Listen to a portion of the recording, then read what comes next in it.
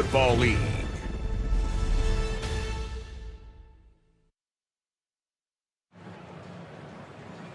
We had dense fog in the Cincinnati area this morning. It's gone right now. We'll set it now down to the sideline and welcome in the third member of our crew, Steve Tasker.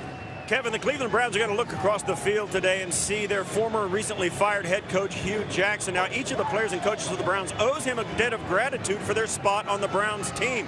Now, Cleveland fans may not stand in line to thank him for his 3-36-1 record as head coach, but for all of us who have suffered through an awkward Thanksgiving with family, friends, or distant relatives, we are in good company today because Hugh Jackson built the Browns to beat teams like the Bengals. And today the Browns will try and beat the Bengals with Hugh Jackson coaching against them for the Bengals. It is an awkward reunion in Cincinnati. Steve, thank you. With a look at Greg Williams, the interim head coach. He was the defensive coordinator and still calls Rich the defensive plays for the Browns.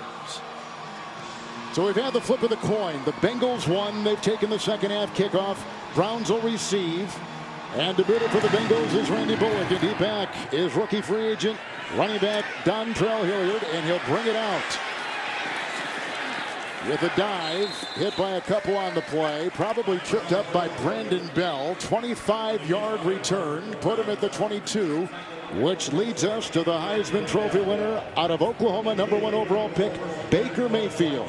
Well, this is our first opportunity to see Baker Mayfield live, Kevin, but I went back and watched every offensive snap that he's had so far for the Browns, and I've been really impressed. He's got a quick, compact release. He's decisive. He looks comfortable throwing the football from the pocket. I think he's really improved the last couple weeks since Freddie Kitchens has taken over the play calling duties on offense. Bengals have 4 in the secondary. 1st and 10 for Mayfield. Screen pass with a block on the far side by Robinson. This is Chubb, who is brought down from behind by linebacker Jordan Evans. A catch and run of 23 to the 45 and a first down. Well, really a good-looking screen off the play action. I think this is really where Baker Mayfield's at his best. They've got to find creative ways to get Nick Chubb the ball in space because he's not an easy tackle in the open field. Bengals go to the nickel. 1st and 10.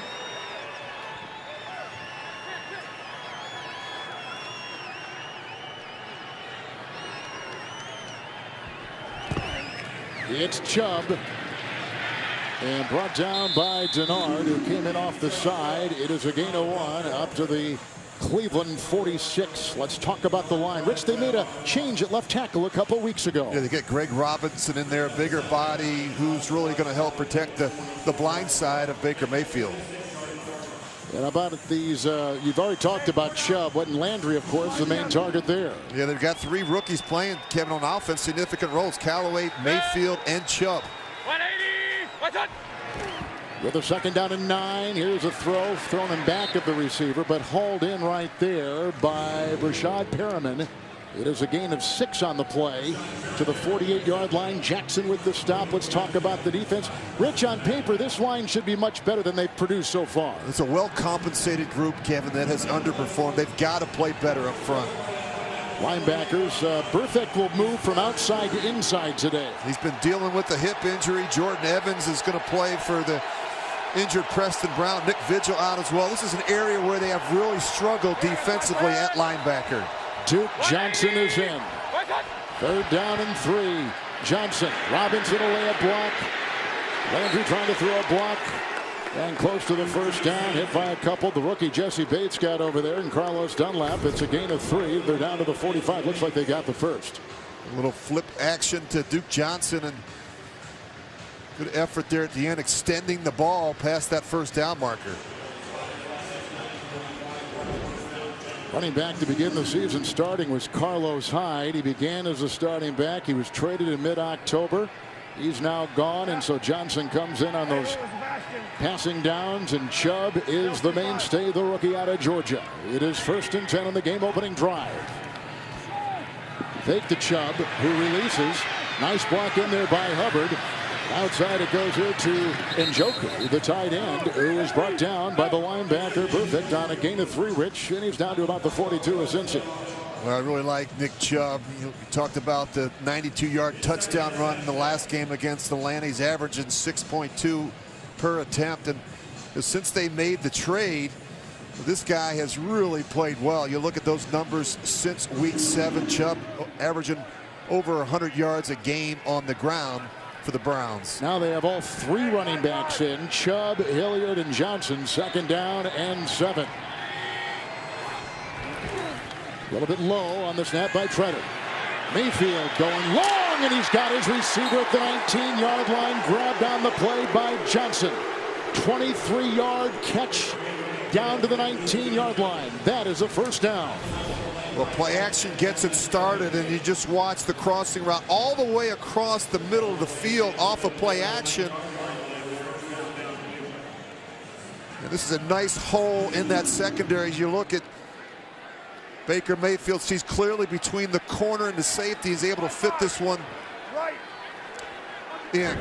Bates with the tackle. 4 of 4 to 4 different receivers for Mayfield to start things here from the 19. 1st and 10 is looking deep. You see the hesitation and the cross to Antonio Callaway. Near the 10, belted out of bounds by Williams. Catch and run of 9. And Baker Mayfield told us last night the importance of getting off to a good start. Keep in mind the Browns have not scored an opening drive touchdown in their last 13 games. They've been slow starters on offense this season. They've got to be able to finish now down here in the red zone. Rich, how about a couple weeks ago against Atlanta? That offensive line did not allow a sack against that Falcon defense. And that's so important when you've got a rookie quarterback back there. He's got to be able to be comfortable and trust the protection. Hey, we gotta go vertical. There you go. 180. What's up? 2nd down, 1. Chubb is in there and gets the call. And Licky backpedals down for a gain of 2 to the 8. That's going to make it 1st and goal to go. And on this drive, Chubb with a 23-yard catch and run. A pass to Duke Johnson at 23. Moments ago, Rich Callaway caught one for 9. Keep in mind, the last time this Cleveland offense played, they had a 211 rushing yards against Atlanta. What do you think they'll try and do today against the worst-ranked run defense in the NFL? Greg Williams knows they've got to be able to pound the football inside at this Cincinnati front 7. 4 in the secondary. Hey, 5-5. 1st and goal. Blocked by Robinson. Off to Chubb. Linebackers and Williams will chase to the 1. Sean Williams caught up with him. Helped there by Evans, and Chubb finds 7 in a very congested area. And a player down. That's Bates. That's Williams. Excuse me. Williams down. He has been one of the players that has started most of the season. As you take a look at Hugh Jackson, who is assisting Marvin Lewis on the defensive calls and the management of the defense overall. Well, they can't afford to lose Sean Williams. You know, you look at both these safeties, Jesse Bates and Sean Williams. They're the leading tacklers. It's never a good thing when your last line of defense is making all the stops. They need better production from their front 7 with respect to the run defense. But Sean Williams has, I think, been a real bright spot in this Cincinnati secondary. Starter all season long. Williams led him in tackles last week against Baltimore. Had an interception in that game. And he'll walk off. Williams, another University of Georgia player. Fedulum will come in and take his place.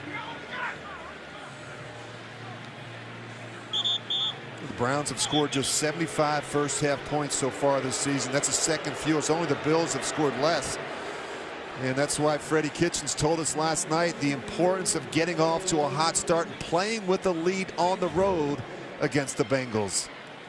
Rich, the tight end position for Cleveland seems to be one of importance as we take a look at Williams walking off. Well, they have multiple tight end usage. They carry 5 on the roster. I think they've got 4 up today. They all have a very different role in this offense. When you look at Orson Charles, when you see him in there, he's usually lined up as the fullback. 2nd down, goal, Chubb. That is it. Chubb, let's see if he got through. Yep, he got in. Lead block, Batonio. 1-yard touchdown run, Nick Chubb. and they score on their first possession. Third straight game, too, where the Bengals have allowed an opening drive touchdown by an opponent. This is why you go out and get Nick Chubb in the draft. They love his physical running style, his ability to be able to create with his feet and his upper body strength between the tackles in these short yardage and goal line situations. As you mentioned, good looking pull by Butonio coming around from that left guard position, getting up on the linebacker and creating some space there for Nick Chubb. Nick Chubb has just scored his 6th rushing touchdown. By the way, that's the 13th of the season for the Browns. Make it that is the 19th rushing touchdown this season for the Browns. 12th in the NFL, and the most through the first 11+ games, Rich, going back 5 years. How about Baker Mayfield on that drive, Kevin? 6 for 6, 71 yards, 5 different receivers. Chubb was impressive as well, not just running the ball, but catching the ball out of the backfield. Good looking opening drive for the Browns. This Mayfield is something else. Ball comes out quick with him, right, and he makes quick decisions, and out it comes. And we saw it on that drive. Greg Joseph will try the extra point. He has missed 2 this season. 7-0 Cleveland Browns. Chubb caught and ran, 1 for 23. Johnson caught a pass for 23. Callaway for 9. And a touchdown run of the yard for rookie Nick Chubb. Rich, Chubb had 176 on the ground a couple weeks ago against the Atlanta Falcons. Yeah, 406 yards and 4 touchdowns in his last 4 games. He runs with power and patience, and he's got that size and the build to be a high volume runner. This is a guy that can certainly handle the workload for the Browns. Greg Joseph will kick off for the Cleveland Browns. Erickson is deep. Alex will get it about the 5 on the fly. Taking the place today as a starting receiver for Green. Good cut outside, and there he goes. The kicker can't get him. The flag has been thrown, and he is brought down, it looked like, by Derek Kindred on a 35-yard return by Alex Erickson. Holding. It's a hold on Cody Core. You saw it, huh? I did. From way up here, you saw it. Well, I've got this little machine in the booth. It's a little replay deal. I shouldn't tell the folks listening at home, but don't give away your secrets. You know, Jerome Boger, as you saw, is our referee today here in Cincinnati. There are 2 fouls on the play, both against the receiving team. Holding. Number 16 of the receiving team is declined. Personal foul, illegal double team block. Receiving team number 89. Half the distance to the goal. First down, Cincinnati. 89, Matt Lingle, and you're right on Core. You caught that one from up here. Well, there's a look at Andy Dalton, Rich, and like we talked about, he has no A.J. Green today. Yeah, but he's had some of his best games against the Browns. The last 6 games versus Cleveland, he's thrown 15 touchdowns, no interceptions. He's got an 11-3 all-time record against Cleveland. But as you said, Kevin, it's been a difficult stretch the last couple weeks without their best player, A.J. Green, and that dramatically impacts what they're able to do offensively. Andy Dalton last week against that Baltimore defense, 19 of 36, 211 yards, a couple touchdowns, and no interceptions. And here he goes with the new left tackle today because of an injury. 1st and 10 from his own 11.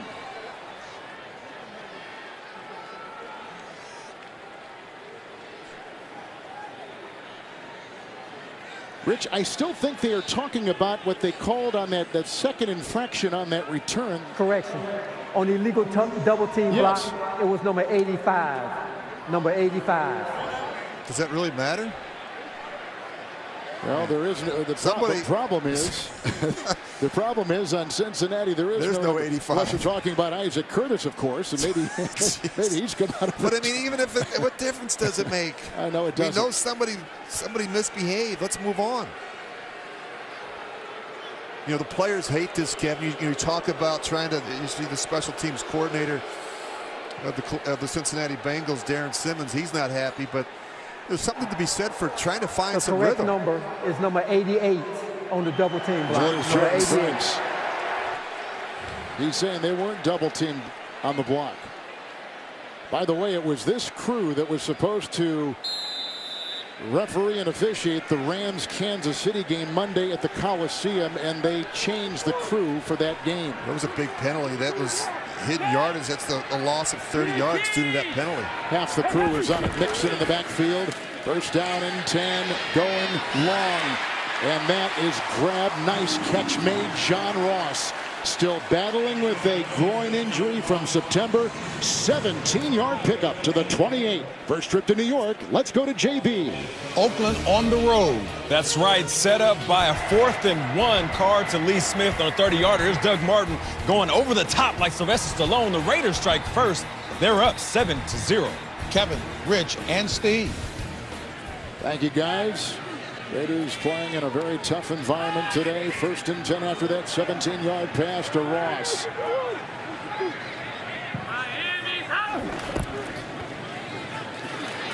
With a handoff here. Nixon is taken down on the play by Jamie Collins on a gain of 3. Rich, we mentioned a new left tackle today on that line. Yeah, Jake Fisher. He's going to have his hands full going up against one of the better pass rushers in football, Myles Garrett. And in the absence of Green, who do you like out of this crew? Well, I would say this: John Ross, Cody Core, and Alex Erickson. Kevin, these 3 receivers really need to pick up the pace with the absence of A.J. Green. They have to play better at wide receiver. We know that they have in Tyler Boyd, but those other receivers, they need more production and consistency from that group. Boyd lining up in the backfield there on the 2nd down and 7. Outside they go. This is Boyd. With the beat on him is Demarius Randall, the former Green Bay Packer.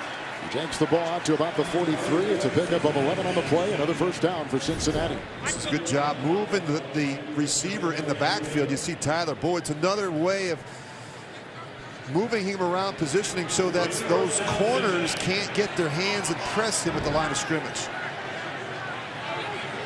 1st and 10. With the Mixon run right here. Out to about the 47-yard line. Couple guys in there making the stop. With the gain of 3, let's take a look at that defensive line. Ogunjobi was the one who made that tackle. He is in the anchor position on that line. And he's a difference maker, Kevin. He's an unselfish player. Does a lot of the dirty work inside. The linebacking position, Schobert's really made a difference since he's returned. He's probably their most consistent player, and I really like Denzel Ward. I think he's going to be a great one. He's got great range, great recovery ability, and he's pretty tough once he gets his hands on get the line of scrimmage. Cleveland in the nickel, 2nd down and 7. Here comes the quarterback with a nice pass on the screws right there. Uzama got it, fell. Kerry was there. They're into Cleveland territory, just shy of the 1st down, about the 47-yard line, gain of 6. Green body Calhoun makes the stop. He's one of those 5 in the secondary for the Cleveland Brown defense. Number 31 coming into today. 3rd and 1.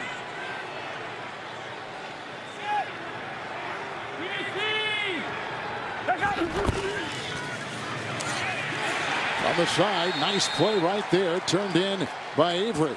No gain on the play on the handoff to Mixon. That's a terrific tackle by Jannard Avery, who's a rookie out of Memphis. Part of the problem is they don't even block him. You just turn the end man on the line of scrimmage loose, and that makes it very difficult, obviously, on the back. You got to account for the end man on the line of scrimmage, that backside contained. We're going to go for it, Rich, on 4th and less than a yard.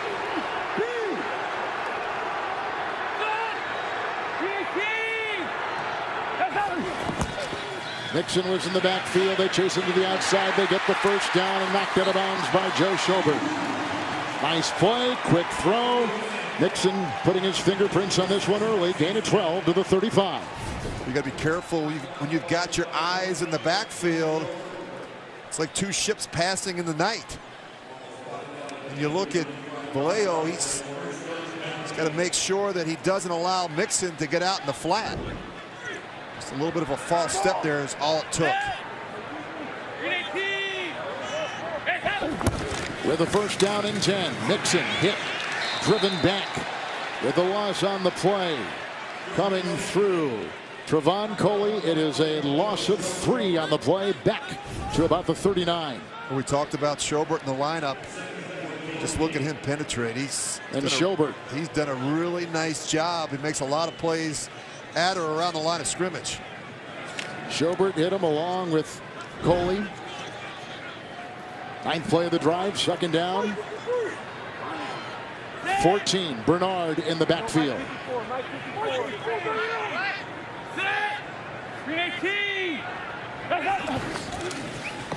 Bernard with the block, but they go right through. But outside, they've got the tight end, Matt Lengel. Flag has been thrown. Lengel got down inside the 30-yard line near the 28. Gain of 10 as it stands right now. Lengel had a 4-yard touchdown reception last week in Baltimore for the Bengals. Holding. Offense. Number 25. 10-yard penalty. Replay, 2nd down. Schobert came flying right through, and Bernard is a pretty good 3rd down blocker, isn't he, Rich? Well, he was confused. They had 2 linebackers rushing up inside. He wasn't sure which one to block, so he winds up grabbing Schobert right around the collar, and they call that one every time. So on this drive, Ross caught one for 17. Boyd caught one for 11. Catch and run, a 1st down by Mixon. 2nd and 24. They need the 25. Bernard blocking again. Uzama in the middle. And tripped up by Bobby Calhoun, and he is down after what appears to be a gain of 13 yards down to the 36-yard line. Bobby Calhoun is down. Brian is a 3rd-year player out of Minnesota, waived by Jacksonville, undrafted player, signed by the Browns, and they're looking at him right now. You look at how the Bengals will attack. I think they've got to be able to attack and win in the middle of the field. Cleveland linebackers aren't great in coverage, and I think it's one of the reasons they play so much zone coverage, and also because of how deep they play their safeties. At times, they're 20 yards from the line of scrimmage, so there's a lot of room between those linebackers and the secondary, those safeties, and Dalton's aware of it. Dalton, Kevin, if you study his numbers over the years, he's much more consistent and productive when he's throwing the ball between the numbers in the middle of the field. So with Bobby Calhoun out, Philip Gaines will come in. This is just his 2nd game for the Browns. Claimed off waivers from Buffalo earlier this month. 3rd down and 11.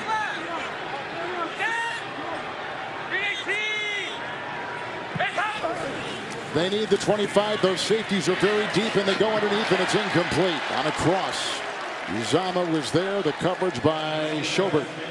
Incomplete. 4th down. Just the receiver, the tight end, in this case, Uzama and Andy Dalton not being on the same page. You watch right here at the top, when Dalton throws this football, Uzama doesn't even have his head around out of the break. See Schobert there in pretty good coverage, and it's all about timing and rhythm in the passing game, and just Dalton a little bit early there on that break. Here's Bullock, who's going to try a 54-yard field goal. 2 of those 3 misses have been 50 yards or more. The other one was blocked. This would be a season long. 50. That's blocked again. He's had 2 blocked. That baby was batted. And the defense holds. That one getting up high, hard to see, but they get a hand on it. 3:01 in the 1st. CBS is sponsored by Progressive Insurance, handing off big savings to you. Garmin. Get a Garmin smartwatch and beat yesterday. And by McDonald's new Classic Meal Deal at participating McDonald's. There is nothing like an NFL stadium coming alive on a Sunday morning, and we are in Cincinnati. A 1-yard touchdown run by Chubb. 2nd possession. 1st and 10 Mayfield, and he goes to the sideline. That is incomplete. Looking for Landry. Bernard was over there.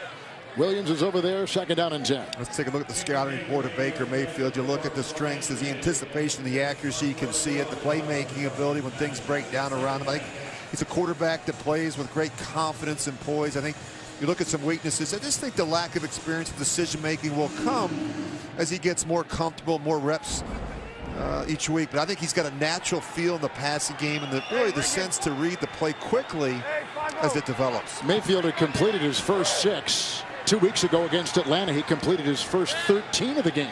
2nd down and 10. Good time. He's got that one That is caught by Perriman, his second catch. He was signed October 13th. Flag is down. 9-yard pickup as it stands. The stop by Darius Phillips at about the 47-yard line. It's going to be against Cincinnati. Prior to the pass, holding, defense number 55. 5-yard penalty from the previous spot. First down. Montez Burfict has missed a lot of time. First 4 games of the season because of the suspension. He's been battling with that hip injury. He's missed practice time, and certainly the game speeds up on Sundays, Kevin, as you mentioned earlier. Mayfield had 3 touchdown passes in that game against Atlanta a couple weeks ago. His QBR was 151. First down and 10. Across the middle it goes. This is caught by Jarvis Landry. He's inside the 38. Hit by Bates. 14-yard catch and run. Mayfield right on the screws. Another first down. I like the fact they're jumping the football. They get in these open formations. Allows Baker Mayfield to make a quick decision and get the ball out quickly. Thinks he's back in Norman. First and 10. Moving up nicely. Nice touch. Downfield. Good looking catch right there with Rashard Higgins, who caught a touchdown pass a couple weeks ago against Atlanta. He's down to about the 13, 24-yard catch and a first down. And no panic. You just watch the feet of Baker Mayfield. He knows exactly what to do. He slides to his left. He steps up. He throws a really good, accurate ball to Rashard Higgins and gets him to the transition of the run. I bet you like this pace, don't you, Rich? I love it. And I love the fact that they're getting in these open formations and allow Baker Mayfield to sit back there and spin it. Here he goes to the end zone, caught for the touchdown, Antonio Callaway. 13-yard strike. Freddie Kitchens drew up a nice one right there. 13-0 Browns. Williams in the back of the end zone.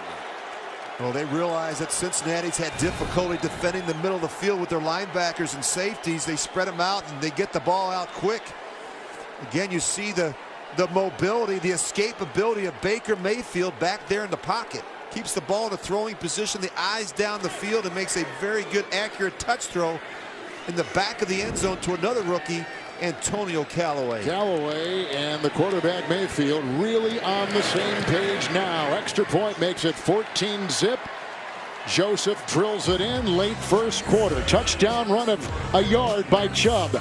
And then the versatile Mayfield on the fly to the end zone for 6. Callaway, 14-0 Browns. I've been having dreams. Pretty good script by offensive coordinator Freddie Kitchens. 14 plays, 129 yards, 2 touchdowns on 2 possessions. Yeah, the script was right on the money. And for those who just felt like Cleveland would just come in here and try and smash the ball in the running game, I think they'll eventually get to that. But right now they're opening things up with this no-back offense and 4 or 5 receivers out on the route. Alex Erickson inside the 5. And I think the one to slow him down was Joseph the kicker on a 33-yard return. How about a 2 quarterbacks so far in this one? Well, both off to good starts. Mayfield 9 of 10, 122 yards. He's thrown it to 7 different receivers. It's going to be tough for Andy Dalton today. He knows that without A.J. Green in the lineup, it certainly complicates things and makes things a lot more difficult on the quarterback.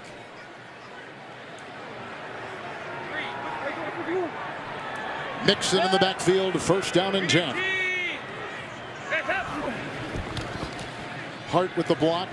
Outside they go here, and that is Tyler Boyd.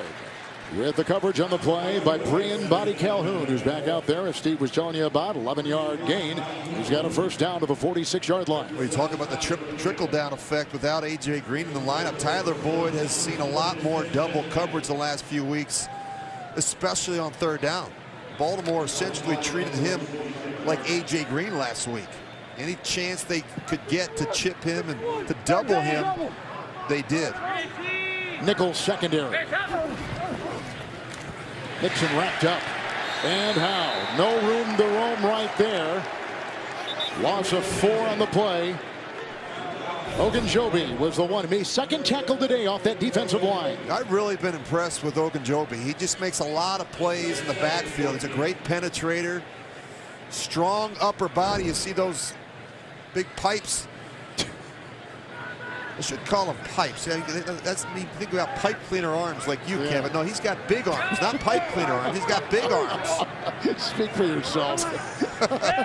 Second down and 14.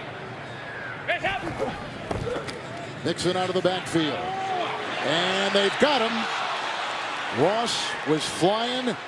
And the coverage on the play by Denzel Ward, the #1 pick out of Ohio State, incomplete. We talked about trying to stretch the field, and they got the matchup they want.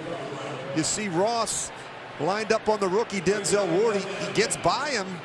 Dalton just misses his throw. You know, the speed of Ross doesn't look to be there. That groin issue, I still think, is plaguing him. He hasn't been the same since he hurt that groin against Atlanta and that come from behind win earlier this season. Missed a lot of practice time, and it's tough when you're missing work during the week to go out there on Sunday and have that same game speed. Gio Bernard is in 3rd and 14, hard holding off, and that's right through the hands of Uzomah. He would have been well shy of a first down. Incomplete. 4th down. Steve, here comes the punting unit again. Yeah, I had a conversation with Darren Simmons, special teams coordinator for the Bengals. They've had a few problems. Blocked field goal already today. A big penalty on a kickoff return. They did have the good return earlier, but special teams has been devastated by the injuries to their frontline players. The regular core special teams players have been called upon to play regular down and distance, and now they've got new and inexperienced players all over their roster on their special teams playing. Yep, that's a problem. Here's Kevin Huber, Cincinnati native, to punt. Sends this skyward. Peppers down there at about the 7. Hang time of 4-6. Out to the 13. Hit by Vincent Ray and a couple others. 6-yard return. Flag has been thrown. 51-yard punt. With 5 seconds to play here in the first quarter from Cincinnati. During the kick, holding, receiving team, number 82. Half the distance to the goal. Cleveland keeps the ball. First down. Orson Charles. Browns come in having lost 4 of 5. Same with Cincinnati. Well, it's important to get off to a good start, and the Browns have been able to do that. You just see Baker Mayfield making quick decisions, moving around, sliding in the pocket, creating a little bit more extra time for those receivers to work down the field. I've been really impressed with what we've seen from him, and just in visiting with him last night, he said things are slowing down for him pre-snap. You know, he's seeing things better. He's processing information quicker and more efficiently. And I think Freddie Kitchens, the offensive coordinator, has done a terrific job. You know, when he first took over, he said you got to start with the quarterback. He tried to figure out what Mayfield was comfortable with and what he understood, and then what he does well, and then you build your game plan around that.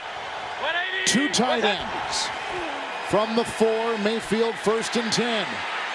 And he throws over the head of Chubb, who is covered by Vincent Ray. And there was pressure coming up on the side from Michael Johnson. Let's go to the second. Buy Snickers. You're off your game when you're hungry. Eat a Snickers. And buy the Spark Cash Card from Capital One.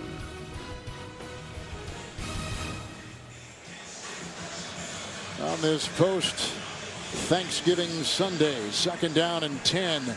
25 consecutive road losses for the Browns.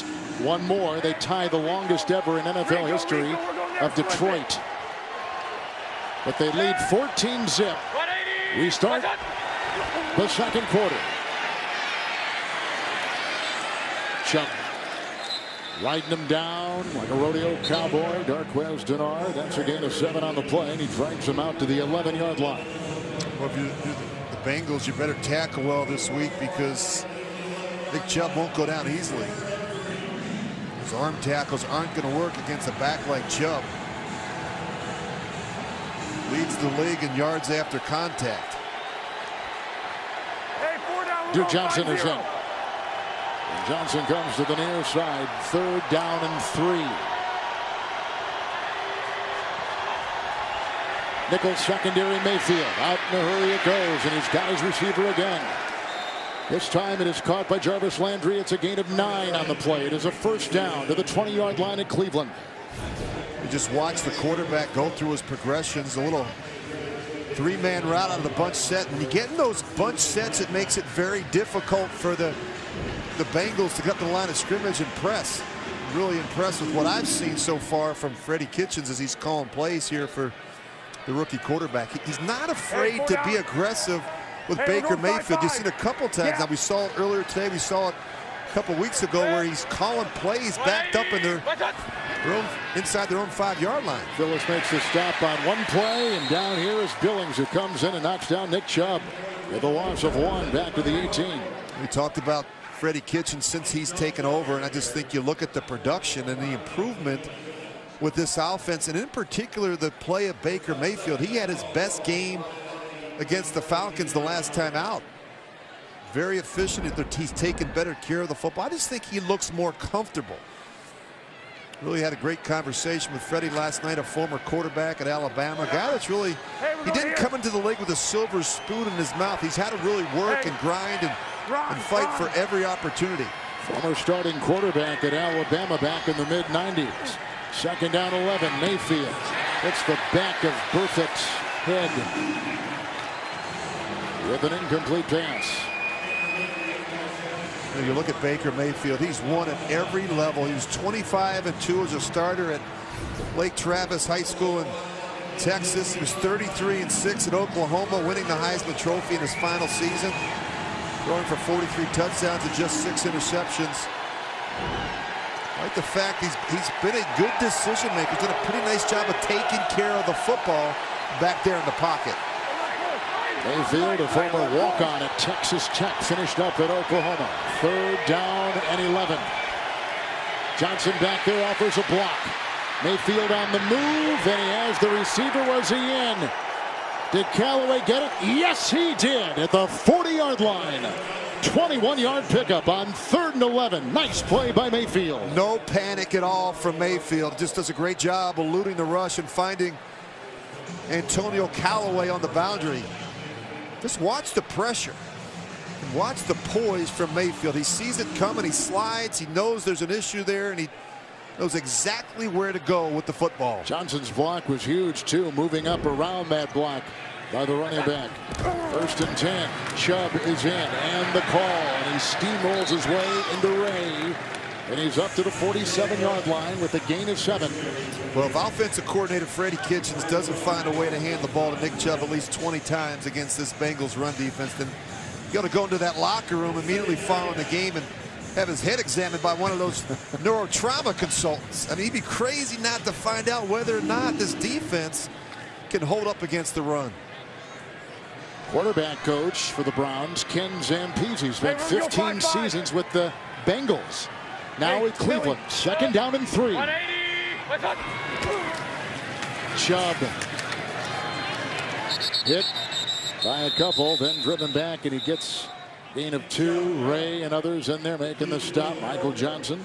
Chubb's like one of those throwback backs, Kevin. You know, I think he's, as the game, the more carries, the more touches, the more opportunities he gets, he can begin to wear down a defense. He's one of those volume backs. He's all business. I really enjoyed our conversation with him last night. I did too. Finishes the 2nd all-time leading rusher, Rich, at the University of Georgia, and they've produced some pretty good running backs. I love at what Georgia. He said about Herschel Walker. I said, we had Herschel Walker in Minnesota, but I said, we put him in the split backs. He said, didn't they watch tape of him at Georgia? 3rd and 1. Fake to Chubb. There's some nice blocking, and they dump it off on the side, and Njoku takes it into the grasp of Bates with a nice run. David Njoku, a 2nd-year tight end out of Miami. 24-yard catch and run to the 27.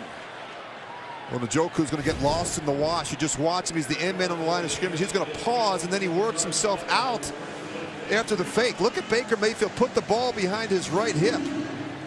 This completely fools the defense. Watch the extension. Watch the play action fake here. That's as good as it gets. So calm, huh? And he does just, you watch his feet, Kevin. The feet tell you everything about Baker Mayfield. He's in complete control of this offense, and there's no sense of panic. 1st and 10. Deep one here. What a catch, lassoed by Njoku. Inside the 10. They find the seam. 21-yard laser. 1st and goal, Cleveland. The linebackers are a liability in coverage for the Bengals. They've struggled defending the middle of the field the entire season. and Njoku is wide open in the middle of the field. Njoku's caught passes for 24 and 21. First and goal at the 6. Johnson was in the backfield. Underneath, through his hands, and incomplete. And in back of him, they had Jordan Evans. That's on Mayfield. That, you know, you learn as a young quarterback to take a little off this throw. This one came out hot and a bit high. And you just, you know, you look at Duke Johnson, he's wide open. Put it right on his chest, right on the sternum, but just take a little bit off of that. That was a bit of a fastball coming out of the right hand of Baker Mayfield. He's one of the best in the business coming out of the backfield as a running back with receptions. Second and goal at the 6. 12th play of the drive.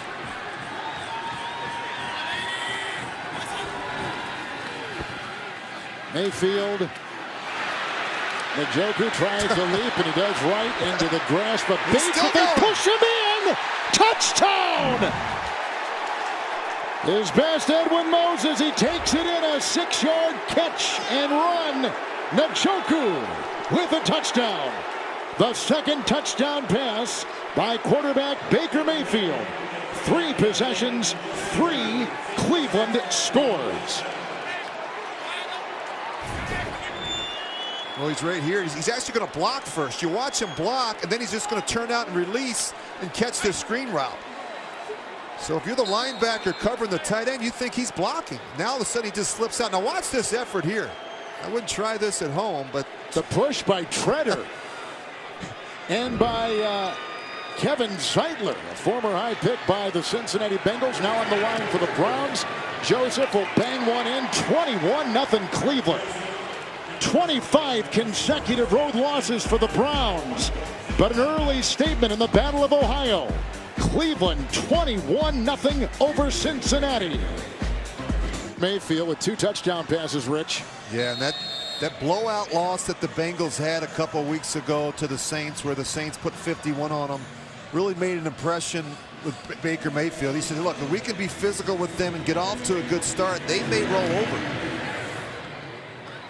Curious to see what Cincinnati can do here before the half, Kevin. It's been a disappointing performance and start for the Bengals. Touchback to the 25-yard line. Last road win. Cavaliers had not won an NBA title. LeBron was still calling Cleveland home. Mayfield was at Oklahoma. Hugh Jackson was the offensive coordinator for the Bengals.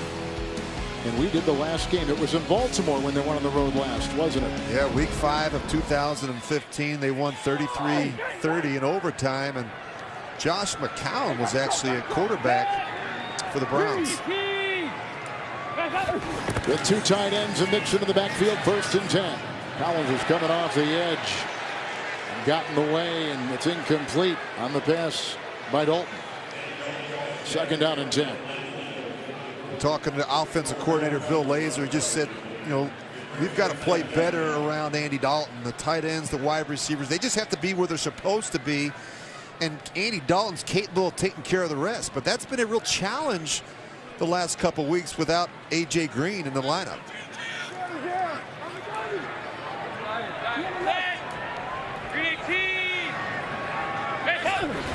Dalton with a 2nd down and 10 up the middle, the pressure. The ball downfield, it's picked off on the play. Picked off by Demarius Randall. There is a flag at the 42. Randall, if it counts, it'll be his 3rd pick. They're playing him at safety now, a converted cornerback. Dalton has not thrown any interceptions against Cleveland in a long time. 180 consecutive passes, in fact, going back to the 2014 season. Well, some pressure up inside, I think, forces Dalton to throw this one a bit high. Personal foul, unnecessary roughness. Cleveland, number 51. 15-yard penalty from the end of the play. Cleveland keeps the ball. 1st down. Demarius Randall. That's a guy that John Dorsey, the GM, traded for. Got him from Green Bay. Dalton throws the pick. And they're trailing 21-0. Thursday at 8 on NFL Network, Fox, and streaming on Prime Video. The safety Randall just picked off the Cincinnati quarterback Dalton. 1st and 10, taken over at the 41. Chubb. Nice block in there by Bitonio, opening up the door. The tackle was made by Carlos Dunlap, gain of 4. Let's go back and take a look at the interception. And I think what happens is Schobert gets there a little bit early with the pressure, and it forces Dalton to throw the ball to Cody Core before he's even out of the break, and Demarius Randall reads it all the way, and he politely flips the ball to his former head coach, Hugh Jackson. That's gonna, Kevin, as you said, that'll be on a lot of highlight reels tonight. Jackson did throw the ball away, as we saw, let it out of his hand at the very end. 2nd down and 6. Chubb. Grabbed by Burfict. Where they see that a lot, don't you? Burfict jumping on his back. Williams had a hand in it. Gain of 7. They go into Cincinnati territory at the 48-yard line. Chubb always seems to be falling forward at the end of runs. Does not go down easily. You look at Dalton. First interception in his last 180 pass attempts versus the Browns. We talked about he's had some of his best days against Cleveland, but that's usually with a healthy A.J. Green in the lineup. Kevin, this team is a shell of their former selves. It affects and impacts everything that they do on offense when you don't have A.J. Green on the field. It's a 1st and 10 to Chubb. And they read it well. They had Dunlap over there and Vincent Ray. They let him in tackles a season ago. It's a loss of 2, and they're back in their own territory now at the 49-yard line. Rich, the Browns have not won consecutive games since 2014. They last played Atlanta and beat them in Cleveland. Well, their struggles on the road. 0-4 on the road this season. 3-2-1 at home. And, you know, look, got to give Greg Williams some credit, Kevin, for getting this team ready and really believing in themselves. I just, you know, when he took over this job, he said, first and foremost, you know, I've got to be able to create some confidence with this group.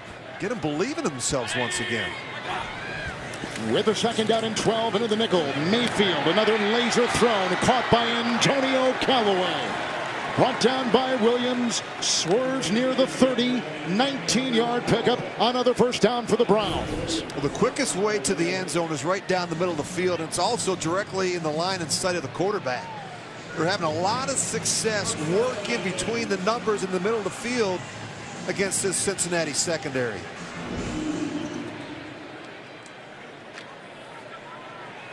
Another defensive back is going in there right now for Cincinnati. They've got 5. Take the Chubb. Njoku, look at him take a pile after the reception near the 1st down, near the 21-yard line.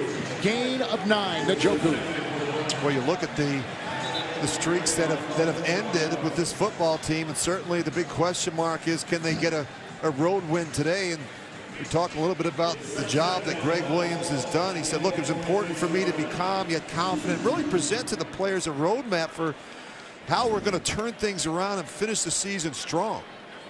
They're also healthy. Cleveland is very healthy. Healthiest, in fact, since the end of camp. Coming off of that bye, the extra time to heal up and spend some time prepping for the Bengals. 2nd down and 1, off the edge they come. Niftily moving outside, flag thrown. It's Mayfield, and it's incomplete, and he had his receiver Landry. On that 2nd down and 1. Hold against the Browns, it appears. 2 touchdown passes by Mayfield in this one. A 1-yard touchdown run by Chubb. 4th possession, Browns have scored touchdowns on their previous 3. There are 2 fouls on the play, 1 by each team.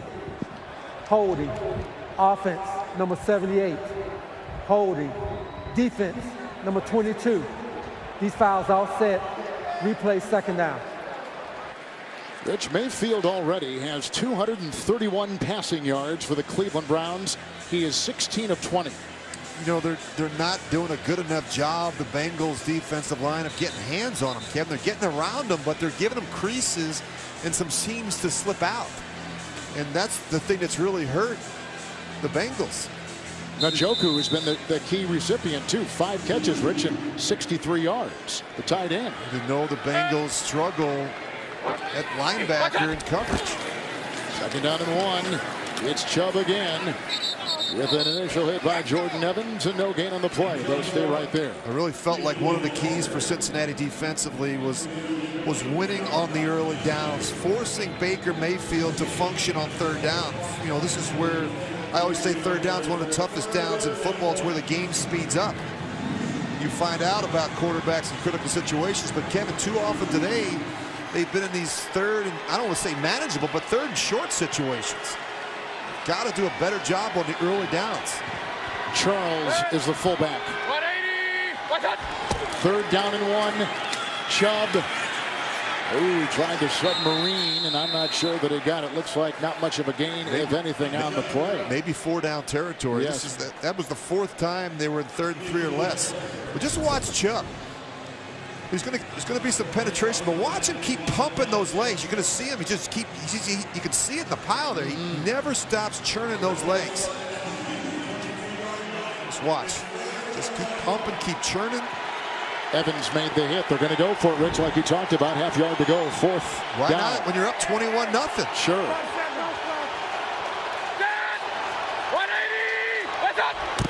Mayfield, Chubb, he dies maybe with that last bit of effort for the 1st.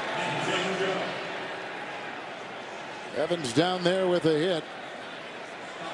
And looked like he made enough. Let's see where they spot it. Close. Jerome Boger's crew is officiating, and they will bring the chains out and measure.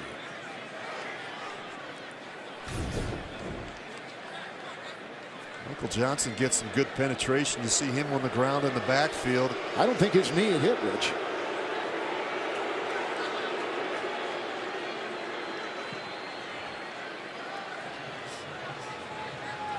I think it's a pretty good spot. It's an accurate spot. It's not one that you're gonna win in a challenge.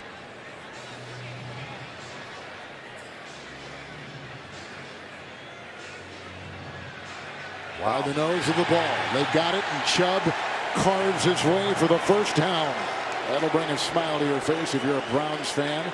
With interim head coach Greg Williams. He's already bleeding. If you look at his forehead, Yeah, he was headbutting somebody, right? He was having some fun with some of those players. It's like Marvin Lewis is going to challenge the spot.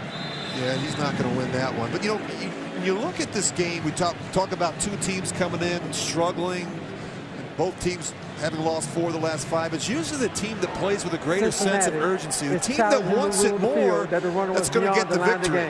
And right now, clearly, the team that's playing with a bigger sense of urgency is the visitors, the Cleveland Browns. Bengals are challenging a spot. They trail 21-0 to Cleveland. Guys, I got you all presents and got cash back. NFL. Cincinnati was challenging a spot. Let's go to New York. Gene Steratore, our NFL rules analyst, is with us. Gene, what did you see on that play? Always difficult plays to overturn. The running back does put his hand down, and it doesn't look like his forearm touches before that ball reaches the 21-yard line. The ruling of stands is usually what happens on those plays. They gave him the 1st. Thank you, Gene. Duke Johnson was in the backfield. Here comes Mayfield. And running to the sideline and pushed out of bounds there by Evans with a gain of 5 from Mayfield. Gene, thank you so much. The continued good play of Mayfield moves this team downfield. This is confusing. Here's your best pass rusher, Geno Atkins. He's going to drop in coverage and they rush 3. You wonder why Baker Mayfield has so much time. There's Geno Atkins dropping in coverage. And they just, you know, you rush 3. Just make it easy on a quarterback like Baker Mayfield. You give him plenty of time to sit back there, work through his progressions, extend the play, and try and find an open receiver. 180. It's the 10th play of the drive. 2nd down and 5. Chubb. There's Atkins for you. 6-time Pro Bowler wrapping up Chubb, the rookie. Gain of 2.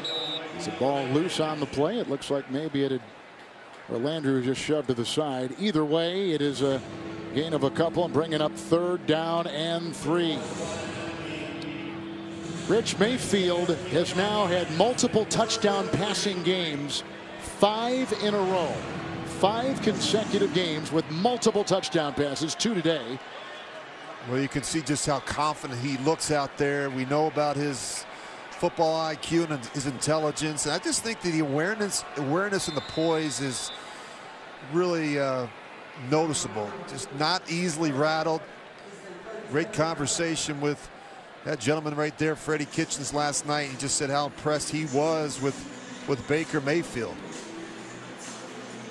Freddie says he's going to use Drew Brees as a model for his young quarterback. Says that's the guy that probably has as much likeness to what he can do. Coming up, Verizon's halftime report. JB and Company scores, news, and highlights from our CBS studios in New York. The Verizon halftime report. Did you like that comparison to Brees? I did. And look, you look at Freddie Kitchens, Kevin. He's trying to keep his job too now. I mean, sure. Since he took over for Hugh the last 2 games, Mayfield has played some of his best football. He had his best game of the season statistically in the win over Atlanta. Last 2 games, he's completing 74% of his passes. He's thrown 5 touchdowns and just a single pick. And what I like is 3rd down. He's 3 for 3 on 3rd down, 3 first downs to 3 different receivers. Hey, tight. 3rd down 3. Chubb at his side. And he's going to go to Chubb. And did he go? Yes, he did! Yes, he did! Chubb jousting with Brandon Wilson. 14-yard touchdown pass. And they cash in on the Demarius Randall interception. Mayfield has thrown 3 first-half touchdown passes. Oh, really a great effort here. Watch this catch. I mean, he just pulls it off the back. Now, the question is, I don't think that's going to count, Kevin. As he's going to the ground, the ball bounces. Watch this. He doesn't quite have possession yet. He's still working to pull it back in. And then as he goes to the ground, I think he's got it there. But now he doesn't maintain possession. Rich, I don't know. I think that'll be overturned. Let's see where his feet are, too, when he comes down with possession there. Well, he doesn't have it quite yet. He's still trying to jostle the ball away from Brandon Wilson. He's in. But then the ball bounces. Look, he's got it there, but then he hits the ground and it.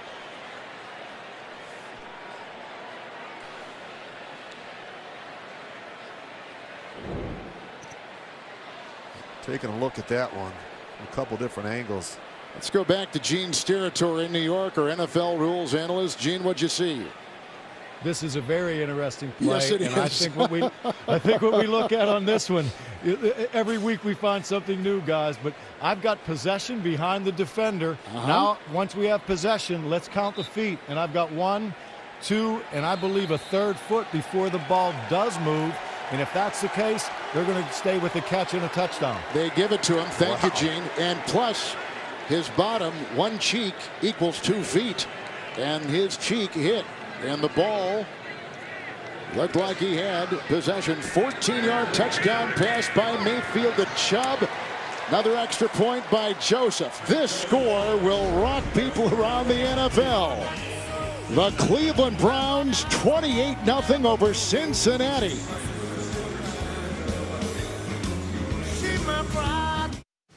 This is not first half for the Browns. 4 touchdowns, 3 through the air by Mayfield, and the most first half points, Rich, you can see since '91. How about Mayfield in the red zone? He's 5 of 6 with 3 touchdowns. Wow.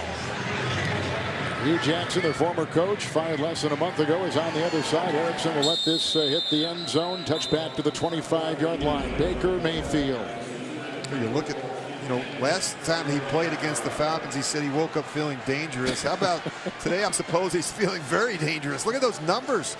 First quarterback since the franchise returned to Cleveland with 200 more passing yards and 2 touchdowns in the first half. 8th consecutive drive with a touchdown. 5 consecutive games with 2 or more touchdowns. And he's been on fire so far today. 17 of 21, 245 passing yards and 3 touchdowns for Baker Mayfield. Browns in the nickel. Here's a 1st and 10 pass to Uzama with a tackle made right there by their number 4 overall pick, Ward. That is a gain of 5. Reaches up to the 30-yard line. We're going to see what kind of fight the Bengals have left in them, Kevin. It's 28-0. This game is very reminiscent for the Saints came a couple, 3 weeks back where they just gave up 51 points and really rolled over here at home. Second down, here comes Mixon as he sifts his way through the secondary. 21-yard catch and run to the 47-yard line of Cincinnati. But wow, that score, that is something else. Halftime is 2 minutes away on CBS. Dependability, honesty. Subway. Make it what you want. Bengals players and staff join the fight to end hunger this week, volunteering for the Free Store Food Bank's Thanksgiving food drive. 2-minute warning. After the 21-yard catch and run by Mixon, who empties out of the backfield here and will dance a bit. Nice open field tackle by Shorbert. Flag is thrown. No gain on the play. They're staying at the 47-yard line. How about Mixon stayed at 5 carries, Rich, -1 yard. You thought he had to be the big star in offense in the absence of Green. Well, look, when he gets 15 or more carries, they're 4-0. Illegal block in the back. Offense, number 53. 10-yard penalty. Replay first down. That's the rookie center Billy Price out of Ohio State.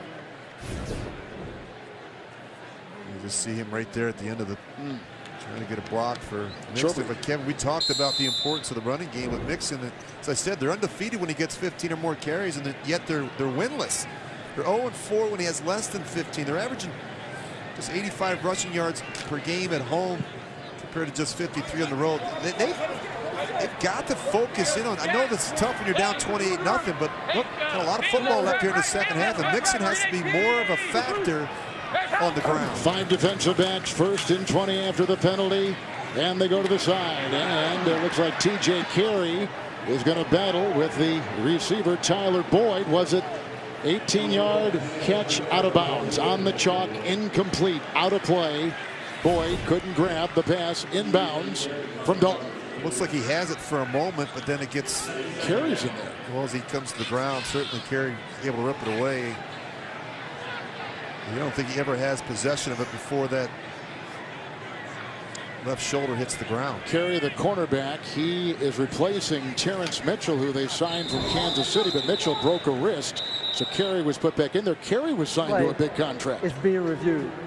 We're going to take a look at that again. Of course, anything inside 2 minutes is a booth prompted review, and so that's exactly what they will do. Yep, that score is not a misprint. 28-0. We'll be back in 30 seconds after this from Walmart. Why you in so much hurry?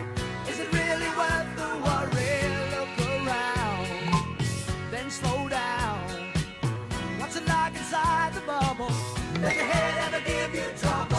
It's no sin. Trade it in. Hang on. Help is on its way. I'll be there as fast as I can. Hang on. There's a challenge from the booth. This is inside 2 minutes. So they have prompted a review of this play. Was he in or out of bounds?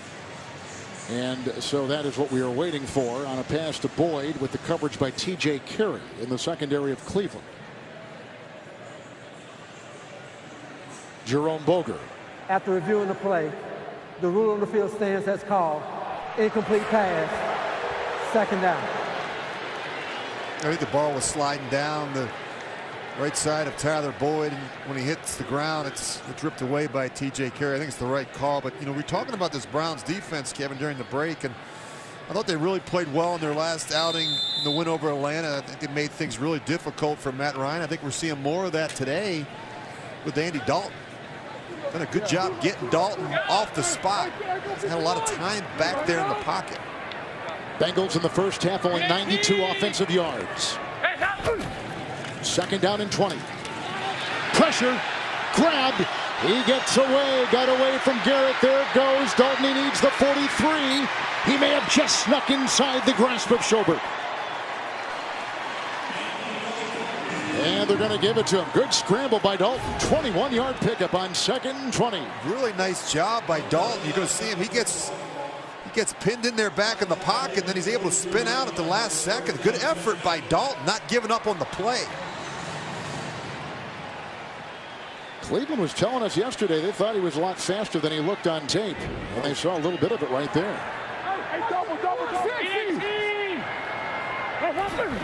With a 1st and 10. Nice Nixon, move. it was. Nice hesitation. High steps his way by Ward.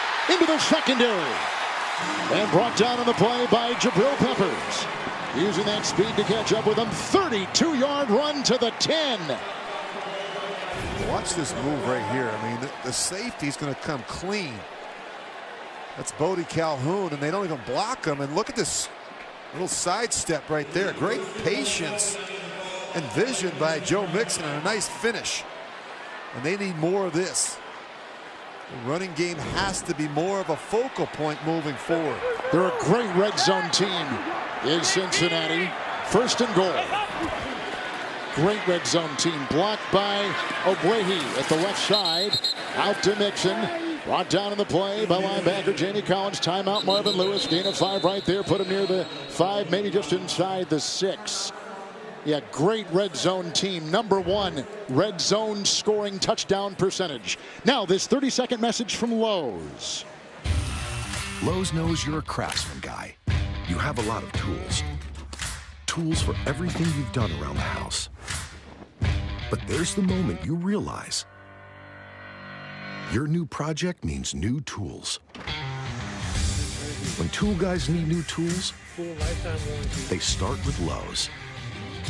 The new home of Craftsman. Lowe's Black Friday deals continue with $50 off a Craftsman 2-tool 20-volt combo kit. Mixon a run at 32. Dalton a run at 21. Catch and run Mixon for 21 as well. This puts him Rich 2nd and goal. And look for Cleveland to double right here. This is Tyler Boyd, and look for this man and this man to work in combination to make sure 83 doesn't catch the ball in this part of the field. It's 2nd down and goal. Mixon a block to the end zone, incomplete. Auden Tate, he's a big target. It's incomplete with coverage on the play by Denzel Ward. You saw a lot of this last week. This is bracket coverage. You see the safety working to the right. Just try and throw this fade route in the back corner of the end zone. You see A.J. Green. He's hoping and wishing that he were out there playing and not watching. So the new left tackle, Fisher's out. Ogwehi in, 3rd and goal at the 5. Oh, good hard count. And they go to the near side. That is incomplete. Looking for Tate again. There's Ward again with the coverage. Well, I like Auden Tate. I just like his size in this part of the field. He's 6'5". For some reason, he and Outside defense, number 95. Half the distance to the goal. Replay 3rd down. Myles Garrett having a Pro Bowl season. I really enjoyed our conversation with him last night. Team leading 9 sacks. He's got that first step suddenness that you want from an edge rusher. Greg Williams thinks he's going to be special. Rich, 4-down territory here. I think it is, Kevin. Down 28-0. The season's on the line at 5-5. Your defense is struggling. I think this is certainly 4-down territory for the Bengals. 3rd and goal at the 2. Mixon out of the backfield. That's caught for a touchdown. John Ross. 2-yard strike thrown by Dalton.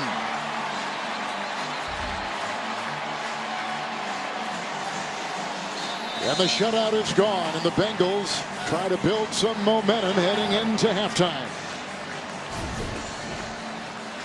Well, just going to come work across the middle of the field. This is a good throw by Andy Dalton. He puts it right on his chest. He's got no choice but to catch it. It's a nice job protecting him. He's going to sit between both linebackers, and Dalton stops him right there in the hole. With that touchdown pass, Dalton now moves past Boomer Esiason, number 2 Bengals history touchdown passes. With the extra point here by Bullock.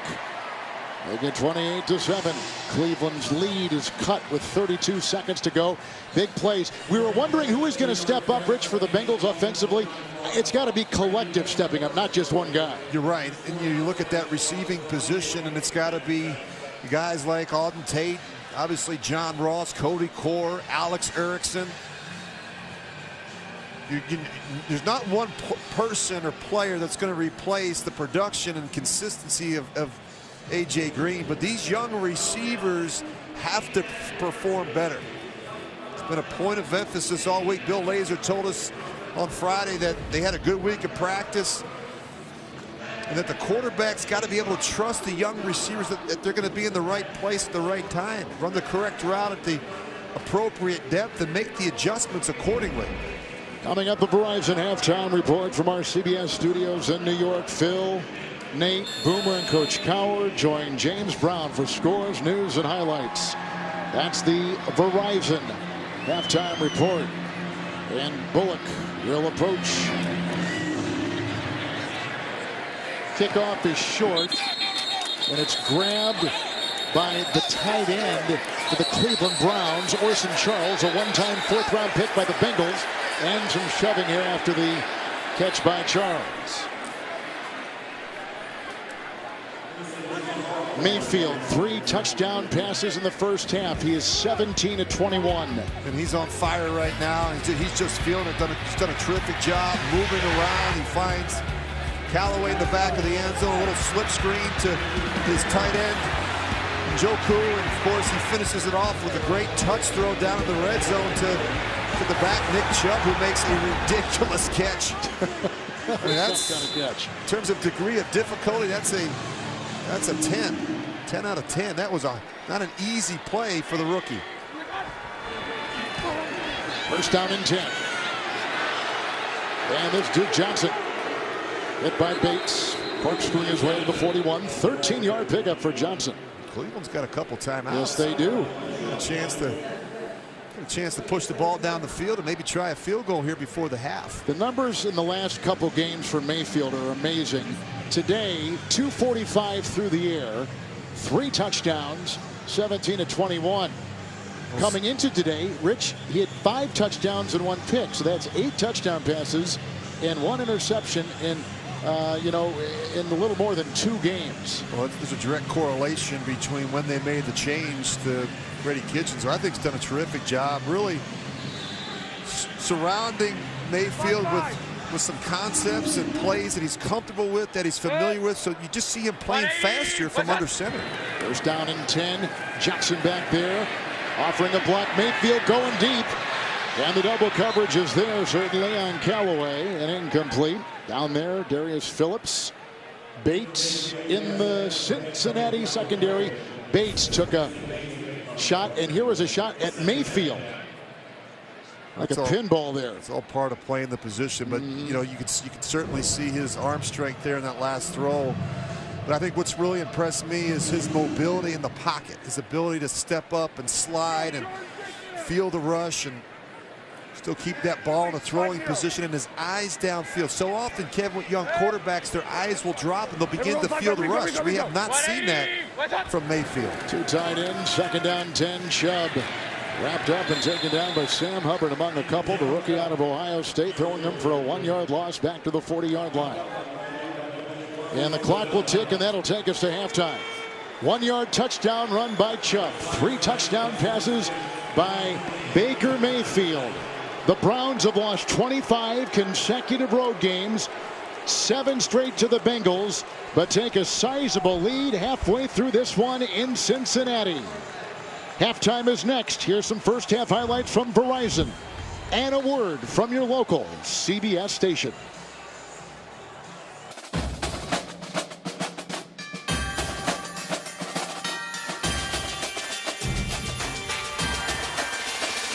Any pictures, descriptions, or accounts of the game without the consent of NFL Productions is prohibited. The Cleveland Browns with the lead over the Cincinnati Bengals, 28-7 at halftime. Now let's take a look at the gain of the first half involving the rookie quarterback Baker Mayfield to the rookie running back Nick Chubb for a touchdown pass. Well, it's been all Browns in the first half. You look at what they've done on offense, almost 300 yards of offense, and they're getting it done with their young players, Kevin. They've got to be encouraged with what they've seen so far from Baker Mayfield and certainly Nick Chubb. That both are having terrific, probably their career games in the first half so far for the Browns on offense. 4 red zone Cleveland possessions, 4 touchdowns. Hey, you look at those numbers for Mayfield, 3 touchdowns in the first half. He's been terrific, moving around, extending plays, and Nick Chubb, first player team history with a receiving and rushing touchdown in consecutive games. And this is encouraging if you're John Dorsey, the general manager of the Cleveland Browns. You know you're drafting the right type of players who are making immediate contributions early.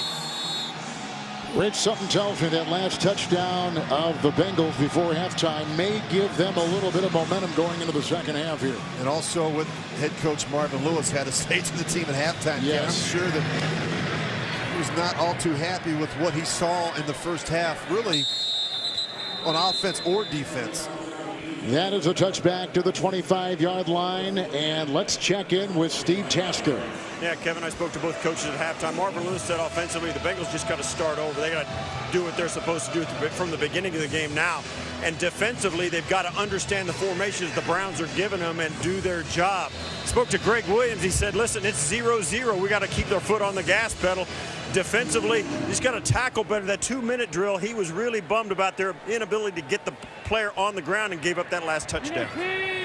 All right, Steve, thank you. Here's a 1st and 10 pitch, and it goes to Mixon, who's looking for a block, and that's what he got from Hart. He's into the secondary, and he's brought down by the linebacker, Jamie Collins, the expatriate. Yeah. He takes the ball. Yeah, you're right. 19-yard run out to the 44. That's a good-looking run there, and you see the movement up front. Good kick-out block here, and this is what they've got to do, Kevin. You want to get back in the game? Let's try and be physical a little bit here in the second half with Cleveland. Let's give them a little taste of their own medicine. Because that's what Cleveland wanted to give Cincinnati today. Absolutely, and when you're struggling a little bit, start cranking things up with the running game.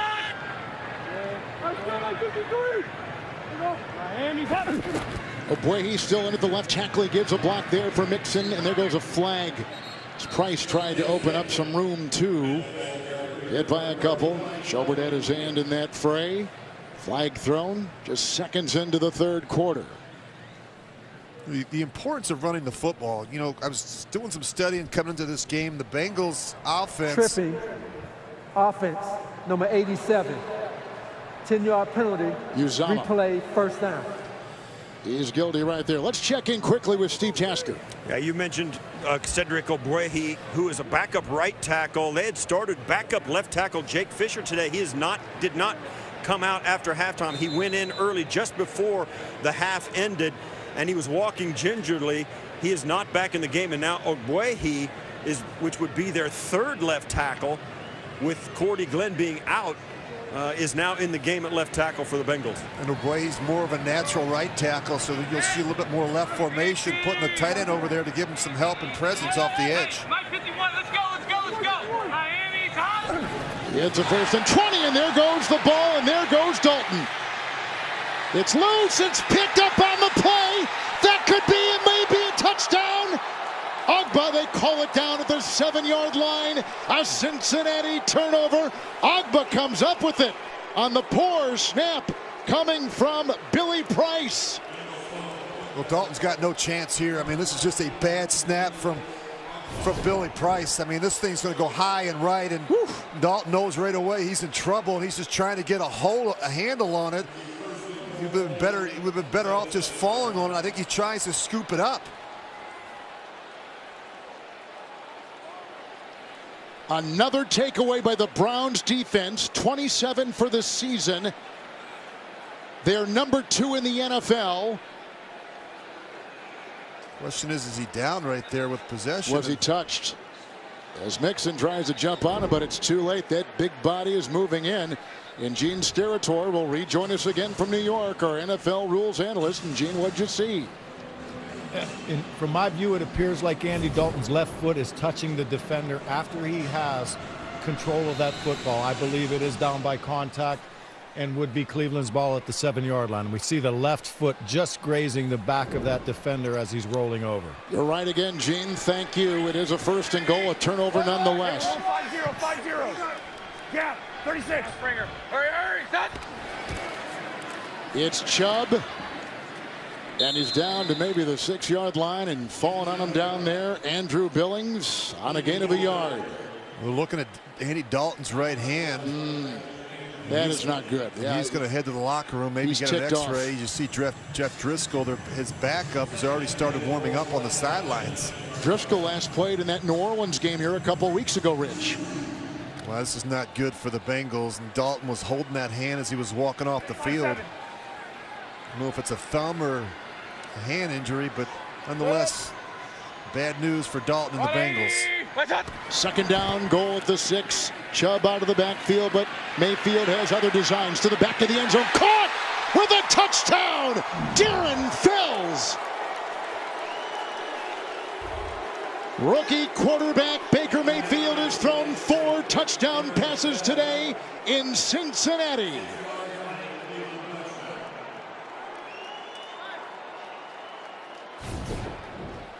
This is good looking. You're going to see the tight end. He's going to work all the way across the field. But just again, watch the patience of Baker Mayfield. He's feeling this tight end on the back line as he works to his right. He just feels Darren Fells, and just a good throw from the rookie signal caller. And again, the patience today from Baker Mayfield has been so impressive, Kevin, especially down in the red zone. Joseph gets the extra point. Another takeaway by the defense. And then Baker Mayfield to the back of the end zone on a touchdown pass. If you look around. And last season for the Detroit Lions, joining as an unrestricted free agent the Browns this offseason. That's a pretty good looking report card right there. My gosh. So Dalton is in the locker room. Here is the kickoff to Cincinnati in the end zone and out to the 25 and a touchback. So the quarterback is Jeff Driscoll, who is 6 of 7 this year. 84 yards through the air. A touchdown run against New Orleans a couple weeks ago. And again, the injury to Dalton, we think, to the right hand. Yeah, really tough to tell exactly where it happens. And I saw him holding that right hand, and could be the right thumb. You just never know. But unfortunately, Dalton gets caught in a compromising position, and now it opens the door for Jeff Driscoll, who finds himself under center behind 35-7 to start the second half. Here they go to Mixon. Lead blocked by Obohi. Forced out of bounds by Peppers. Works his way for a couple. Let's give him 3 to the 28. We know that Dalton has had hand injuries in the past. He's missed a season a couple of years ago. The day for Mixon. And one of those carries was for 32 yards at the end of the first half. Jeff Driscoll on second down and 7. Almost picked off by Collins. It was right in his hands. Incomplete. 3rd and 7 upcoming. Well, here's Collins, and all he's going to do is just going to run out in front of the tight end. He's covering the tight end on this little stick route, and Driscoll's very fortunate that Jamie Collins didn't score with this one because it hits him right in the hands. Back in 2015, Dalton hurt that right thumb, missed the end of the 2015 season. 3rd down and 7. Bernard in the backfield and offers a block for Driscoll, who goes down the sideline for Ross, and it's incomplete with the coverage by T.J. Carey. Kevin, as a quarterback, I can tell you that you don't leave the sideline and go into the locker room either to get an X-ray or an MRI if it's nothing serious. I mean, you know, as a quarterback, your throwing hand, if it's a bruise, if something's swollen, you landed awkwardly on it, if it's something significant, you felt something happen, that's really the only reason you'd leave the field. And we know Dalton's as tough as they come. He doesn't miss starts, he doesn't miss snaps, so it had to be fairly significant for him to leave the field. Huber with the punt, and Callaway is deep in on a winless, basically a winless afternoon from the 24. Hang time of 4:03. And here comes the rookie receiver out of Florida, Antonio Callaway. 6-yard return, 48-yard punt. Here comes Mayfield. Here come the Browns on CBS. Union of all time, limited time only. The Home Depot. More saving, more doing. And by Honda. Hurry into the Happy Honda Days sales event today.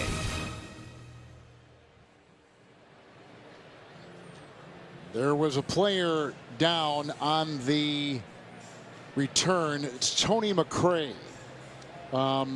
They have got a stretcher out there, and they're working on his neck. Well, here's T.J. Carey, and he's blocking McCray, and he leads with the helmet and hits him right in the chin. And he goes down immediately. So that's where the hit happened, and it looks like the officials just didn't see it.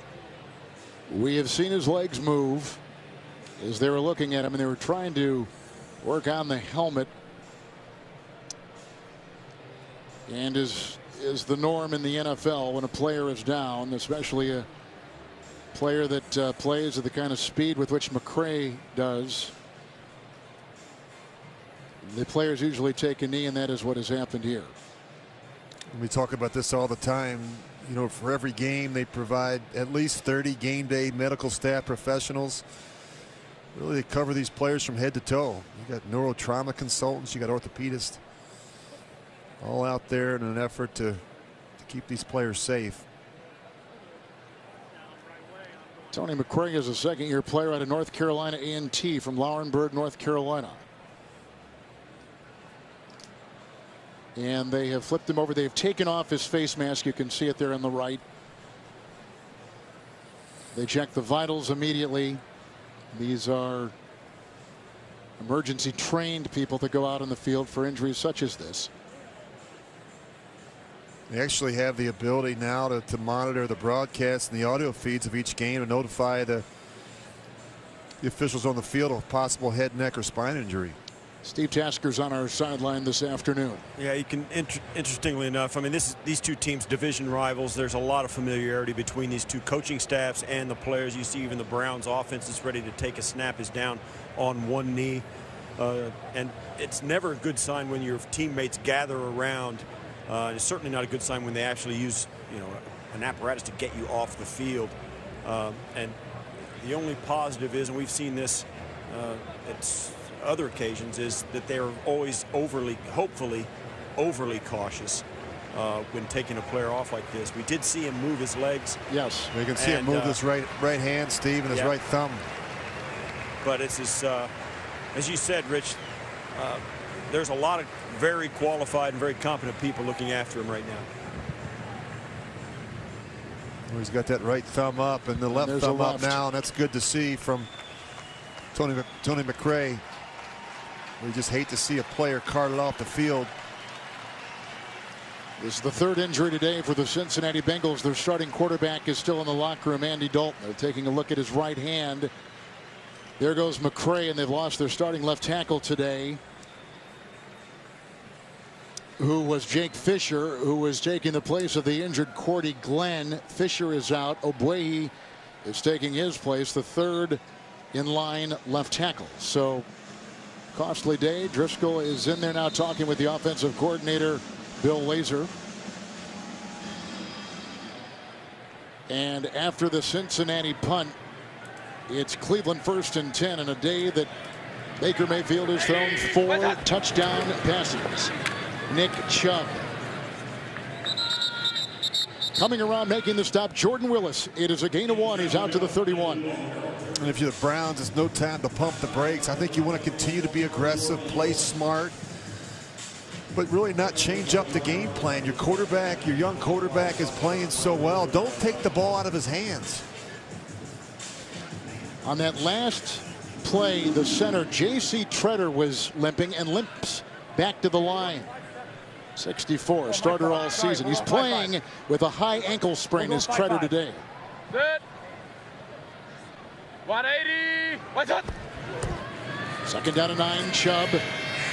Then taken down behind the line of scrimmage, and that time it was Andrew Billings throwing him for a loss of 2. Let's go downstairs again to Steve. Yeah, as you might imagine, Tony McCray taken right off the field, and they put him right onto an ambulance to be taken for evaluation at one of the medical centers here nearby.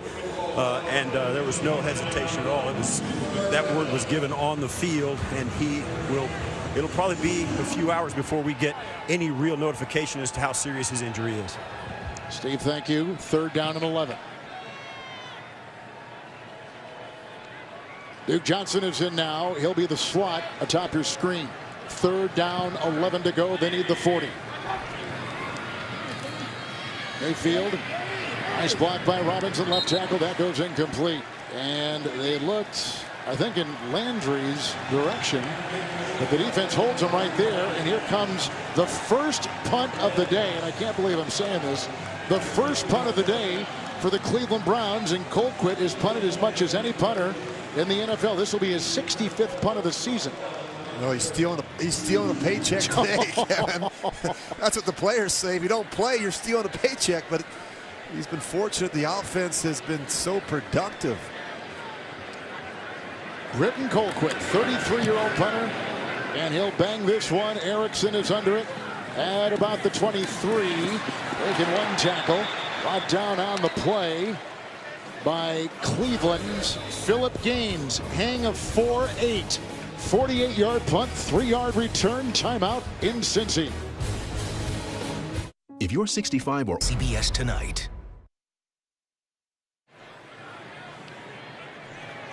Jeff Driscoll, a 3-year veteran out of Louisiana Tech, who was claimed off waivers from San Francisco back in 2016, is in for the injured Dalton. 1st and 10, outside Boyd. Good read on it, knocked down by Zettel. Anthony Zettel makes the stop, throwing him for a loss of the yard back to the 24. Well, Jeff Driscoll hasn't had a lot of opportunities to play for the Cincinnati Bengals because you look at how healthy Andy Dalton has been. Dalton hasn't, I think he's gone 6 of 7 seasons without missing a single game, and so obviously this guy hasn't had a lot of reps in the offense. Driscoll began at the University of Florida. 2nd down, 11. Lot of traffic, and down he goes. Hit on the play. A couple were in there. Brian Price and Emmanuel Ogbah. It's the first sack, and he's back to about the 18 of Cincinnati. Well, look at the push that comes off the edge from Ogbah. I mean, he's just walking the right tackle, Hart, right back into the lap of Jeff Driscoll. While the quarterback was in the pocket, holding, defense, number 38. 5-yard penalty, automatic, first down. That's on T.J. Carey. So they'll put the ball at the 29. Again, Carey, signed from Oakland as an unrestricted free agent, had fallen back at Terrence Mitchell, but then Mitchell broke a wrist, the Kansas City signee, and Carey is the cornerback and has started the last couple games. 1st and 10, Mixon. And tripped up by Zettel among a couple, and a gain of 2 to the 32. So Driscoll begins to play for Will Muschamp at the University of Florida, transfers to Louisiana Tech. When he was a high school player in Florida, he was the high school player of the year in the state and a national high school player of the year at the quarterback position from the Maxwell Club. He's a pretty good little athlete. Yes, he can run around, he can extend plays, he's got plenty of arm talent to make all the throws in this offense. The other 2nd down and 7 right here. Driscoll goes underneath and Uzama, who then is tripped up by Schobert. Pro Bowl last year. Gain of 6 on 2nd and 7, brings up 3rd and 1 from the rich 38-yard line. We were talking about Driscoll last week, Kevin, as we did the Ravens game, because all week in practice he was trying to be Lamar Jackson. Right. And he was running that zone read in the option, and now he's in there taking snaps, and you know he's much more of a pure drop back passer, you know, much like Andy Dalton, but he does have some quicks, and he can extend some plays and make some plays off the scramble. 4 in the secondary for the Browns. 3rd and 1. Mixon hit by Emmanuel Ogbah, gaining 3 and gaining a 1st down. He's out to the 41-yard line. Steve Tasker's on the sideline. Yeah, just a word on Tony McRae. We're being told it was a concussion and he's ruled out for this game. No further word on that, but obviously he got knocked and was, if not unconscious, certainly incapacitated for a few minutes, so they were more than cautious, took him away. He is at a medical facility nearby, but he is out for today with a concussion. Steve, thank you. 1st and 10. Here comes Driscoll. Brady with the block. Also, there was a block out there by Bowling, and that opens up some room for Mixon, who's brought down by Schobert at the 50-yard line. A catch and run, Rich, of 9. I just think that you've got to find creative ways to get the ball into the hands of a guy like Joe Mixon. There's a good opportunity there in the screen game. He's become a much better player in the passing game. He's become a better route runner and a more trusted personal protector for Andy Dalton. Browns last play 2 weeks ago against Atlanta, beat the Falcons 28-16. Yeah. Driscoll, second down, 1, Mixon. And he had that side sealed off by Carey and Zettel over there. There is no gain on the play. One of the things you see when you watch this defense play is the corners, the run support. You watch Carey. See how quickly he shows up in run support? What they do is they pinch. They pinch the corners pre-snap when they know that they have help over the top, especially to the wide field. So more run support from the corners than normal, would you say? Absolutely. And you can't play cornerback for Greg Williams unless you're a willing participant in the run game. Driscoll now a 3rd and 1. And he's got the crossing Boyd, who gets the first down. Carey is there. Zettel is there. Gain of 10. Put him at the 40-yard line of Cleveland. I think 18 of his 3rd down receptions, 17 of them have gone for first downs. He's seeing a lot more double coverage the last couple of weeks because of A.J. Green's absence. It's made it difficult on Bill Lazor to dial up some plays to get him some touches. One thing Lazor told us the other day is that the receivers have got to be where they're supposed to be, which sounds like that's been an issue. Well, it is when you've got a lot of young players, extended playing time, and not always doing the right thing.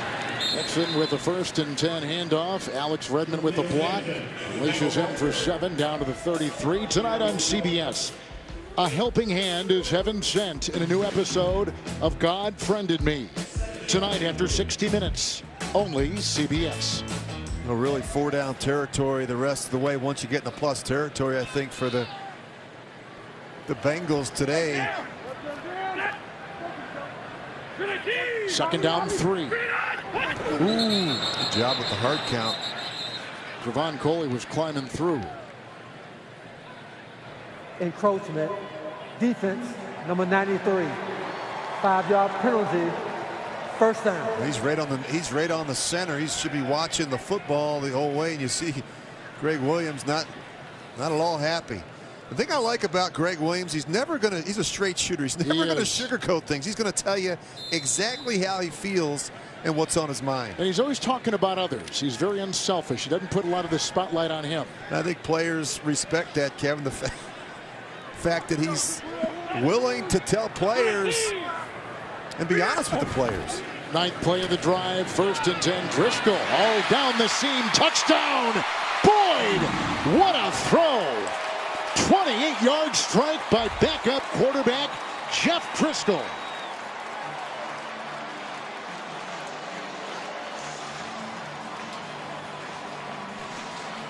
This is a really good-looking throw by Driscoll. Just watch how he fits this one in. This is a great-looking throw. Just watch the squeeze right here. And he's able to fit that ball right in between those 2 linebackers, dropping with depth in zone coverage. Rich, there's something about a quarterback who kind of has to go into a game and suddenly, and not having to think too much and too long with the extra point here by Bullock, that can serve his purpose, right? Yeah, right. This is his job. He doesn't get hardly any reps during the season, but in a moment's notice, Jeff Driscoll has to be ready to perform, and he answers the bell right there.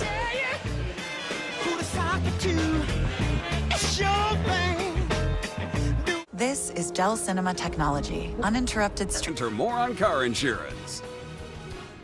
And by Dell and the XPS 13 with Dell Cinema.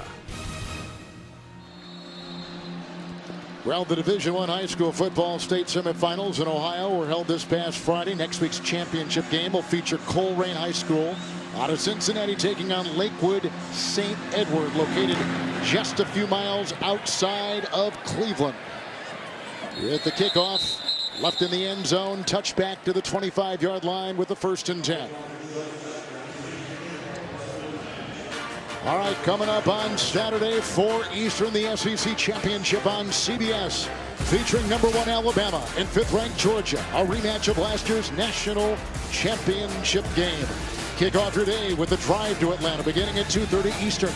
Then college football today, right here on CBS. 4 touchdown passes by Mayfield, no picks, 251 through the air. He's coming off the best game of his career against Atlanta. This is his best game now. Handoff to Chubb, a block by DeValve, and out of bounds he is forced by Sean Williams. Seth DeValve with the lead block. And they'll spot the ball at the 30 on a gain of 5. I really like how they use these tight ends in the offense. You mentioned DeValve and pulling around and helping for Chubb, and you look at offensive coordinator Freddie Kitchens. The time he spent with Bruce Arians as an assistant in Arizona, they cherish that tight end position. Another player down for the Bengals. And that is at Denard. Yeah, they can't afford to lose Denard. They're already without their best cover corner in Dre Kirkpatrick. Yeah, he's replacing Kirkpatrick today, exactly. He's holding on to he had a calf injury, Denard did, coming in. And you can see the man there on his knee is talking on a wireless to the sideline, and I think Denard wants to be hoisted up. So the Cleveland Browns have their first 3-win season since 2015. Coming off a bye, as we talked about. Began the season 2-2-1, then 4 straight losses. Beat Atlanta 28-16. To the Bengals, though, Rich, they have lost 7 straight coming into today. Cleveland has. Well, they got a chance to right the ship and get a road win. And you look at the secondary. And as a quarterback, Kevin, when I know that Dre Kirkpatrick's not playing, and I just watched Darqueze Denard go off the field, and I see Russell come in, I'm going to take a shot. I'm going to try and go after him and find out just how ready he is to play. Cavari Russell is in. Second down and 5. They go the other way, and there's a pass to Jarvis Landry. He's been quiet today. The 3-time Pro Bowler. Gain of 7, Rich. Led the league in receptions last year with 112. 400 receptions in his first 4 seasons. They liked him enough to go out and trade with Miami. Last season, Rich, he had the most receptions in the NFL, 112. That was just under 1,000-yard season for the Dolphins. Well, he's their best receiver, certainly the most experienced receiver, and a guy that they like to get and push the ball down the field. He's got terrific straight line speed. It's a first down. It's Chubb. Lead block right there by Orson Charles, and hey, there goes a flag. Gain of 3 out near the 39-yard line. There's Charles. We mentioned before that he was an original 4th-round pick by the Bengals back in 2012. He's going to stick his nose in there. He's trying to get a block. Someone goes low on him, and then he pushes at the end of the pile. Actually, takes a little extra cheap shot at Russell, and then there's some pushing and shoving. You see the safety Jesse Bates come in there late. Now the officials trying to sort through the mess.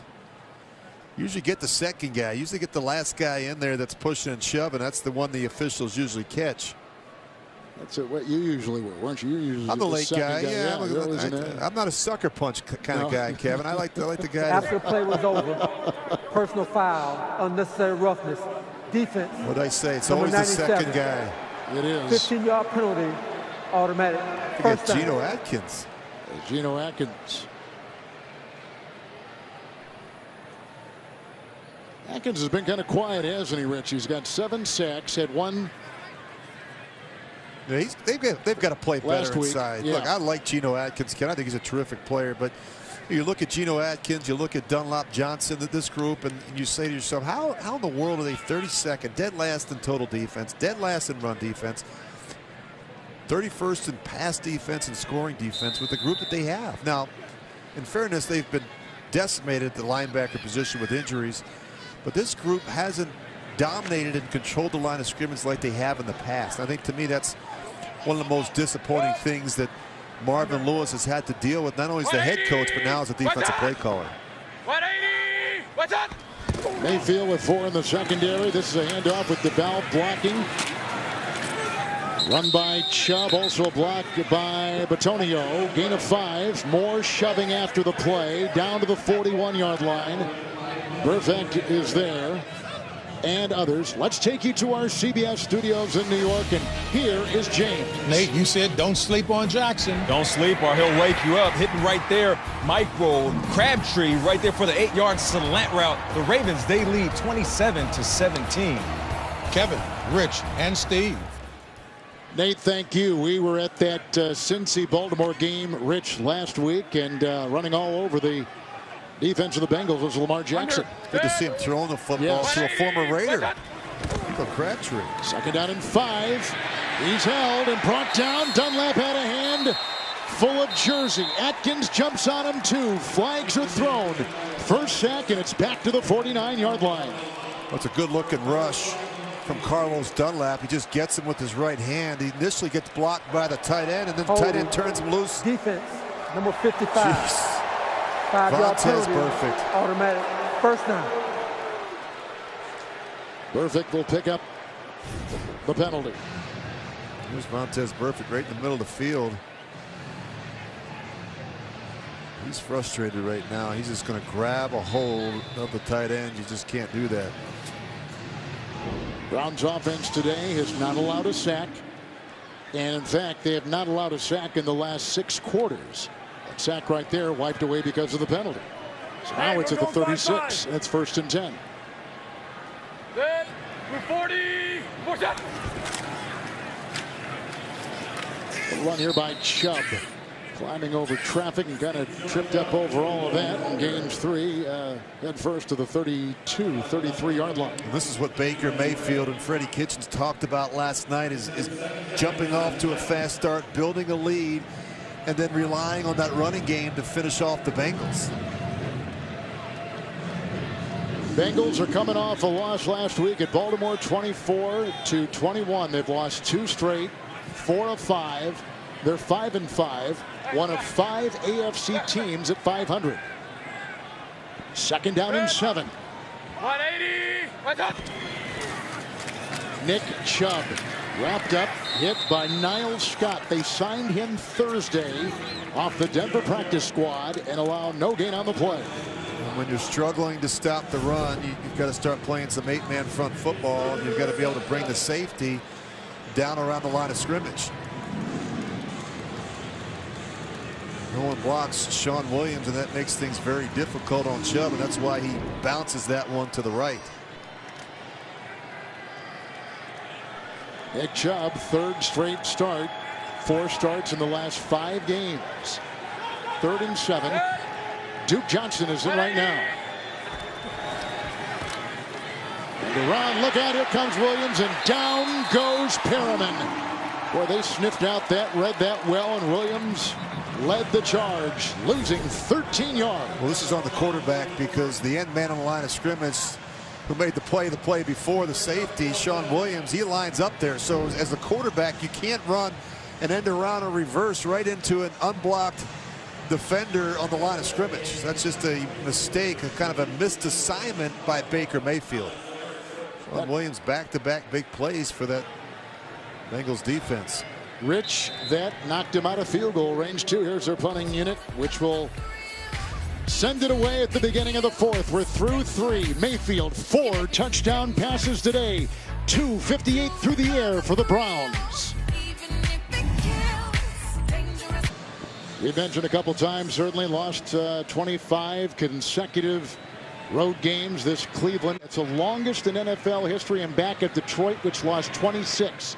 So a loss today, and they would tie. But they lead 35-14. Punting now as we go to the 4th and starting here in Cincinnati. This will be inside the 10. And a beauty by the Cleveland punter, Britton Colquitt. He's got 30 inside the 20-yard line. Number 1 in the NFL. That was a 39-yarder. Look at this last road win. You've got to go all the way back to the 5th week of 2015, a 33-30 overtime win. Josh McCown was incredible. I think he threw for over 400 yards in that one. Probably his best game, and Mike Patton pretty excited after the overtime victory. But you look at that, the longest road losing streaks in NFL history, and if they can get a win here today, they go up the snide and not join the Detroit Lions. Travis Kuhn kicked that game-winning 32-yarder in Baltimore many games ago. Driscoll, Mixon, 1st and 10. And he was brought down in the play by Schobert. Schobert makes the stop, gain of 6, up to the 11. Let's go to Steve. And after that last touchdown drive when Jeff Driscoll hit Tyler Boyd for the touchdown, Tyler Boyd spiked that football up against the back wall of the end zone. Turned around, Jeff Driscoll was asking him for the football. That was Jeff Driscoll's first touchdown pass as a pro. The ball went into the stands. They eventually got it, brought it good down, for them. And he gets to keep it. Good for them, and a good story, Steve. Thanks. First NFL touchdown, something you don't forget. 2nd down and 4. You have a false start. Rich, I'm sure you remember your first NFL touchdown pass. I can tell you, I don't have the ball. I doubt Steve Tasker has his first. Steve, do you have your first touchdown catch? No. No. In fact, you have to remind me that I actually even had one. Oh, come on. It was so long ago. Now, come on, that's not right. So the question is, how did Steve Tasker have his first touchdown? Was it a reception? Was it a run? Was it a blocked punt? A recovered punt in the end zone? I mean, a couple different ways that Steve Tasker could have done it. I think I did catch it. I think it was a touchdown catch. I didn't block a punt, but somebody else returned that for a touchdown. So, it's been like 2 decades, 3 decades. So you are old. 2nd down 9 for Uzama. Ward was there. A flag was thrown. We should note, as we usually do, that Steve is a 7-time Pro Bowl player in the NFL with his special teams. Played with those great Buffalo teams, went to the Super Bowls. Marv Levy was his coach, and Steve is as great a special teams player as this game is known. Lucky enough to have him on our sideline. He's got a son who plays in the CFL. Personal foul, unnecessary roughness. Defense, number 21. Contact on a defenseless receiver. 15-yard penalty, automatic, 1st down. That is on rookie Denzel Ward. Well, he lowers his helmet right here at the end and just catches a ball of Uzama right in the side of the head, the temple area, and you can't take aim to initiate contact. Important to see what you hit. We just got word that Andy Dalton is out for the rest of the game. Right thumb. That is not a good sign. The way he was holding it, his emotion on the sideline.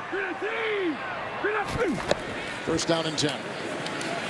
Mixon, big hole. Look at him swerve and look for a block from Ross, and from behind he is brought down by Demarius Randall. Nice move of 17. A gallop takes him to the 39 for Mixon. Well, good movement at the point of attack, and then you just watch Mixon. He's just going to wind this thing all the way back. Right here. You just see it. Boom. Really a good look and crease and a great acceleration and burst from Mixon. Mixon's got 89 yards on the ground, Rich. 14 carries. Aided that way with the first half 32-yard run. 2 tight ends, 1st and 10. Driscoll getting time and finds Mixon, who is held by Jamie Collins, and finished off by Brian Body Calhoun after a gain of 7 to the 46. If they get a quick score here, it's just a 2-score game. You look at the Browns offense through the 3rd quarter, Kevin, they've got just 16 yards of offense on 12 plays. I mean, it's just been a bunch of punts. Yep, 2 straight punts. After scoring touchdowns in their first 5 possessions. 2nd down and 3. Jeff Driscoll's going to get a block by Obuehi, but they'll scramble and then get out of bounds and shoved over there by Trevon Coley. And there's the athleticism that you see from Driscoll. Gain of a yard, 47-yard line. And he feels the pressure coming from behind, and that's Myles Garrett, and he's got the wherewithal to get on his horse, try and get that 1st down. You can just see the explosiveness and the little bit of a high step there from Driscoll. Kendrick just about got him. Giovanni Bernard is in as usual on 3rd down passing plays. 3rd down and 2. Also got Boyd back there. Driscoll. Here comes Garrett. There goes Boyd. Brought down by Body Calhoun. 1st down with the lunge. Gain of 3 near midfield. Let's go to our CBS studios. With Nate, here's James Brown. Michelle and Michelle. That's right. Set up by Michelle on a 33-yard run. Sonny Michel right down the gut as the Pats pull away right now, 27-13. Kevin and Rich, if you think there's some challenges with Gruden and Carr, you should be in the studio. My gosh. Back to Kevin Harlan. Okay. I've been in the middle of them, JB. I'm telling you, with Gruden. 1st and 10. With the handoff. Oh, look at that plowing move. Great move. He literally carried a pile. And that was Giovanni Bernard for 10 and a first down to the 40 of Cleveland. It looked like they're pushing the cart. Just watch at the end of this Uzama. Just watch him turn, and now watch, he's just blocking the dummy, the blocking sled. He just knocks everyone forward. Great effort there by the tight end. Take to Bernard with a flag.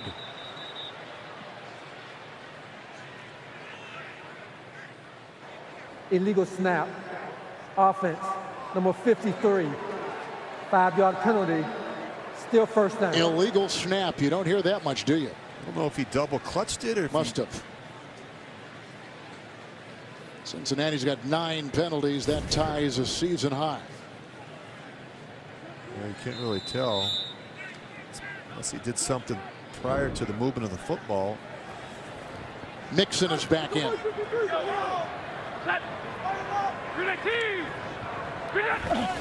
Yeah, the 1st and 15. Hart with the block at the right tackle. Great catch by Boyd. Brought down by Schobert. And look where they are. The 23 of Cleveland with a lot of time and a 22-yard throw by Jeff Driscoll. A really nice looking throw by Driscoll, Kevin. He's thrown a couple darts now in the middle of the field. Great anticipation there. Good reaction from Tyler Boyd. 4 in the secondary. 1st and 10. Garrett will drive off the one side. That's dropped by Ross with the coverage by Ward. Incomplete. 2nd down and 10. You can't have the drops and the unforced errors as you're trying to come back. But I like what I've seen from Jeff Driscoll. He's come in and short notice and really responded and been able to handle the offense. Bill Lazor's going a little bit of up tempo here, jumping the football a little bit, and clearly he shows that he can handle it. Boyd with 7 catches and 85 yards. 2nd down and 10.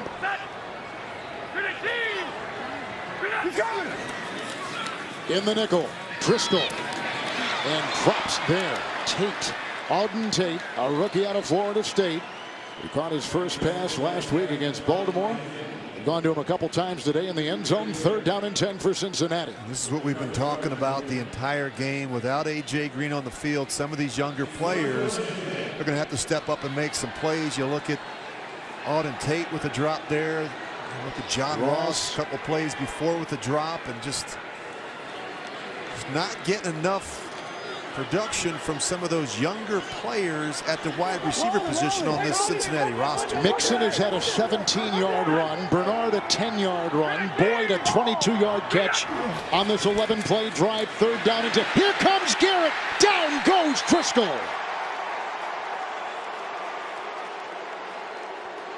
Boy, they were running all over him that time, weren't they? That's a loss of 13 back to the 36-yard line. Well, he just beats the left tackle right out of his stance. I mean, we talk about this suddenness with a pass rusher like Myles Garrett. He's got those long arms and heavy hands to control an opponent. He's a game changer who can dominate with his combination of speed, quickness, and power off the edge. 10 sacks this season for Garrett. Top 10 in the NFL. 4th and 22, and they're going to... How deep that. They need the 13-yard line. Here comes Driscoll, and he'll go deep, jumping it in the end zone. Intercepted. Picked off on the play by Derek Kindred. Stopping the drive of the Bengals. A hobbling Driscoll, and a flag has been thrown. Well, you can't fault Driscoll. He's got to give him a chance. Personal foul. Roughing the passer. Defense. Automatic number first 55. down. 15-yard penalty from the previous spot. Automatic first down. That's the rookie Jannard Avery out of Memphis with the hit on Driscoll. Oh, he goes low. Yeah, that's why they got him. Boy, that what a big mistake there. Now that's how people get hurt. Look at the knee, the right leg. I saw a hit like that on Carson Palmer in a playoff game. And you know what happened there, don't right you? here, and of course that's why they changed the rule. Carson Palmer got hit. Was that Kimo von Oelhoffen? It sure was, and that was what that was an ACL tear for Carson Palmer. To New York, and our rules analyst Gene's territory. What do you think? What'd you see, Gene? Must call those plays, guys. Those are safety fouls, and as you said, that very similar to Carson Palmer hit a few years ago. That always has to be called roughing the passer. Screen on 1st and 10. Gene, thank you. Mixon has it. It is a gain of 6 on the play, and he was hit by a couple. Ogunjobi was the one who got him initially. Clearly, this momentum has flipped in a big way in favor of the Bengals, Kevin. They're controlling time of possession. They're making plays, and Driscoll has provided a spark for this Cincinnati offense. With Mixon in the backfield, 2nd down and 4. Driscoll, Hart with the block at the right tackle, and a line drive shot takes him to the 1. Ross caught it. They say he's down. Big hit, a 13-yard reception. Boy, I've really been impressed with Driscoll's deliberateness. I mean, he fits this thing in there. He just forces this one into John Ross. Has made some really good accurate throws in some really tight windows. 1st and goal at the 2. Driscoll being pushed across. Did he hit the ground? Was he rolling on bodies? That is a touchdown. 2-yard touchdown run. He never hit the ground. He rolled on bodies. And the Bengals have scored for a 2nd consecutive possession. And he's going to get an assist from Joe Mixon, who comes in at the end and kind of pushes him over. You see right there, there's a bit of a big pile of bodies, and then all of a sudden at the end there, watch Mixon. He's going to come up from behind and take his buddy and help him over the goal line there. See him pushing? You see a lot of that now, Rich. Little help, little shove. He'll do anything to score. A 2-yard touchdown run by Driscoll. It's his 2nd in the last couple games. He had one here against New Orleans, which was much longer. That's his 2nd touchdown run of the season. 1st today. He's also thrown his 1st career touchdown pass. Has Driscoll. Now the extra point. 7:57 to go in the 4th. Bullock. He had an earlier field goal blocked, and this hits the upright. He's had a bad day. 1 blocked, extra point missed, 15-point game, and that says something. It's an important miss, but Driscoll takes it in. With the injured Andy Dalton in the locker room and not returning, the backup takes it in for 6. Hey, Portal, answer. Hey, Mom. About tomorrow, we're gonna have to cancel. Is everything okay? Not actually, no. It's Kevin. I've had lice. Oh, my goodness. Not just one, thousands of lice. Really? Now the couch has lice. You know, I'll mail your gifts. Portal, starting at $149 for a limited time. And the award goes to Kendra. I gotta go. I just want to. Oh my gosh. I want to thank my mom, my manager, my babysitter. Look, girls, mommy's on TV. Time to go to bed. Ma'am, your order is ready. And I like to thank my dog walker. Your order's ready. It feels like a big win when you get a deal like this. Introducing McDonald's new $6 Classic Meal Deal. Choose one of 4 favorites. Plus, any size soft drink, small fries, and a pie. All for just $6. Building a better bank starts with looking at something old and saying, really? So Capital One is building something completely new. Capital One Cafes. Inviting places with people here to help you, not sell you. And savings and checking accounts with no fees or minimums, because that's how it should be. You can open one from right here or anywhere in 5 minutes. Seriously, 5 minutes. This is banking reimagined. What's in your wallet? 6 weeks ago, someone calling themselves God started sending me people in need of help. Are you any closer to finding the mystery person behind the God account? Not yet, but it's only a matter of time. And when we find them, we put an end to this once and for all. Miles, you need to see this. He's definitely behind the God account. No need for answers. Everyone wants to know the truth. New God Friended Me. CBS tonight after 60 Minutes.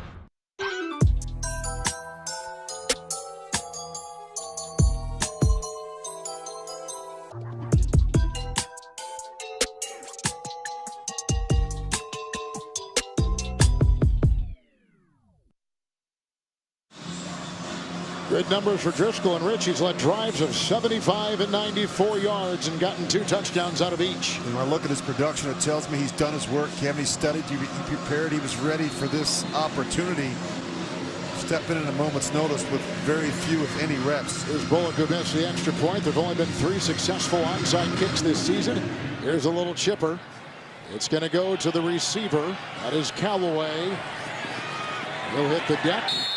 Shy of the 20 at about the 16 on a return of 7. Driscoll today taking the place of the injured Andy Dalton. He's been very impressive, very decisive back there in the pocket. He's made some really incredible contested throws into some really tight windows. And he's not shy. I mean, he sees it, he pulls the trigger. I've really been impressed with him. That's why you pay these backup quarterbacks the money. This kid's earning it today. He's certainly earned the respect of his teammates and his coaching staff to be able to come in here in a very difficult situation, down 35-7 in the second half. Bengals have scored 13 unanswered points. 1st and 10, Mayfield Chubb looking for a block. Calling on him with the linebacker Jordan Evans. They get to the 20. Let's take you to New York. And let's go to James Brown. Suggs is swift. That's right. Derek Carr stepping up in the pocket. Matthew Judon will knock this ball out. And check out the scoop and score by Terrell Suggs, also known as T-Sizzle. How do you know a defense is cooking? Because you can hear the sizzle, baby. This is a touchdown right here. The Ravens, they lead 34-17. Back to a sizzling Kevin, Rich, and Steve. And the Raiders starting 2 rookies at tackle on the road against that defense. That's a recipe for disaster. 2nd down, 7, Chubb. Perfect. Sean Williams combined on the stop. A gain of 3. Rich out to the 23-yard line. Timeouts, 3 apiece. We're just crossing 7 to play in the 4th. You know, it's really difficult in this game to be able to flick a switch and turn it back on. You know, they've been padding a lead here in the second half. They've not had a lot of success offensively in the 3rd quarter and beginning of the 4th quarter, and yet now they're in a critical situation. Ahead by 2 scores, they need to convert a 3rd down here. Duke Johnson is the slot receiver. Bottom of the screen, 3rd and 3.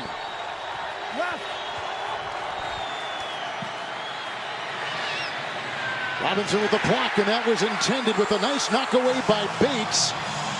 That was intended for receiver Rashard Higgins. It's incomplete. It's 3 and out. Here comes the punting unit for Cleveland. Really nice coverage by the safety, Bates. He's man-to-man coverage on Rashard Higgins, and this would have taken a perfect throw. Look at the extension there by Bates. Wow.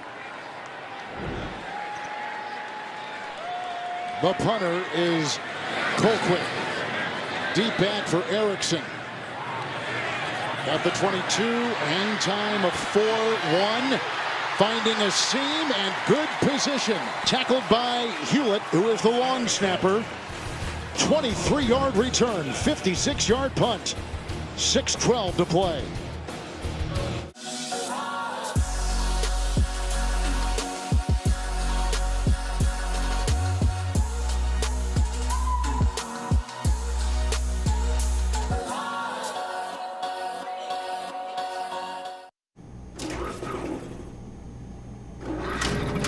The moment you realize your fridge is trying to tell you something. At Lowe's, we sell more appliances than anyone else, so we can help you pick the right one. Lowe's Black Friday deals continue with up to 40% off select appliance special values.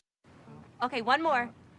All right, Benji. Come on, Benji. yes, smile. What about the flash? Okay, one more. Benjamin, hold Make it a flash, sideways. Benji. You have to back it up. You want to get everybody in. You can't get everybody in unless you back up.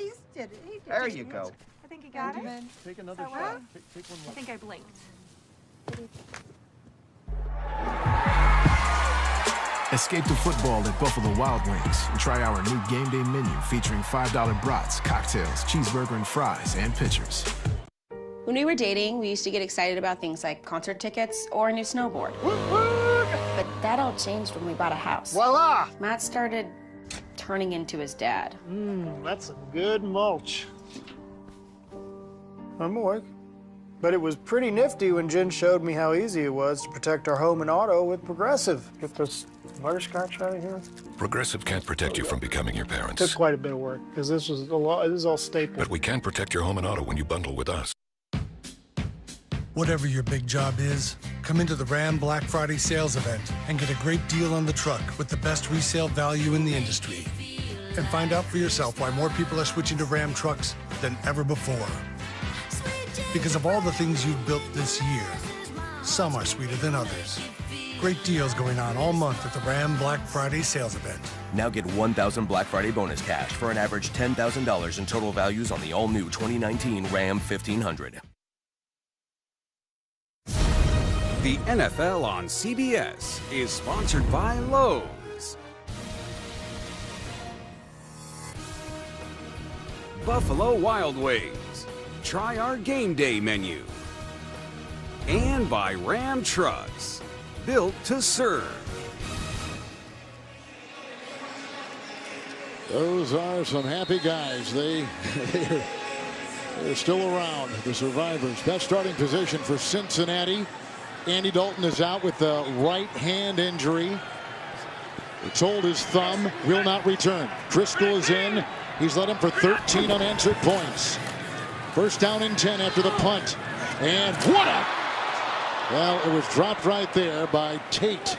Almost a spectacular catch by Auden Tate, the rookie out of Florida State. Second down and 10. Well, he makes a terrific adjustment. He's got it for a split second. He's just not able to squeeze it and bring it in.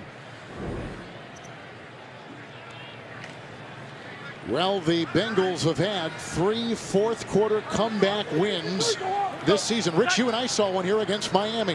Down 17-0 and came back in the fourth quarter. Second down and 10. Driscoll underneath. This is Joe Mixon. Brought down by Schobert. In on the play by Peppers. It's a gain of 11. It's a first down to the 46. You see him pick up the tempo. And Kevin, you mentioned those 3 fourth-quarter comebacks. All with Dalton under center against the Colts, the Falcons, and the Dolphins. And now it's Driscoll's turn here late in the fourth against Cleveland. First down and 10, 3 timeouts Cincinnati, and that is incomplete. Over the head of Uzomah. He was covered in the play by Jabril Peppers. Good coverage by Peppers. Second down and 10. Somebody has to win against man-to-man coverage. You see a lot of zone coverage typically from a Greg Williams coach defense this year, and yet in a critical situation they're playing a little bit more man-to-man. And part of the reason may be because A.J. Green's not out there. You don't have to worry about double and A.J. Green, and you're not as concerned about some of these other matchups. Peppers is cramping. He's on the sideline. Kindred is in. Second down 10.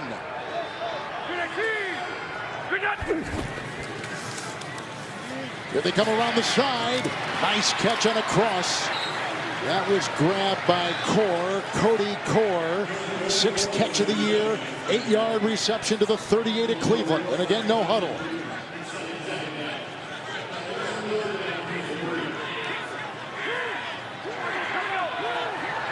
Rich, you love the urgency, don't you? Yeah, I think it's the way to do it. I mean, you need 2 scores. It's Uzomah. Did he get the first? He was covered by Kindred. The ball comes out of his hands as he's trying to reach it towards the first down marker. It's close. See here, just watch the ball's coming out. He was the 3rd-string tight end to begin the season. They've been so hit with injuries. But now he is number 1. Peppers, by the way, back in there in the secondary for the Browns. 4th and 1.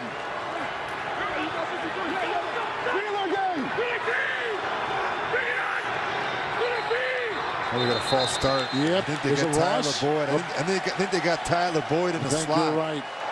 False start. Offense, number 83. 5-yard penalty. Well, now it becomes 4th and 6 instead of 4th and 1. Well, they're just making things difficult on themselves. And with the 3 timeouts, 13 unanswered scored by Cincinnati, who at one time trailed 35-7. 4th and 6.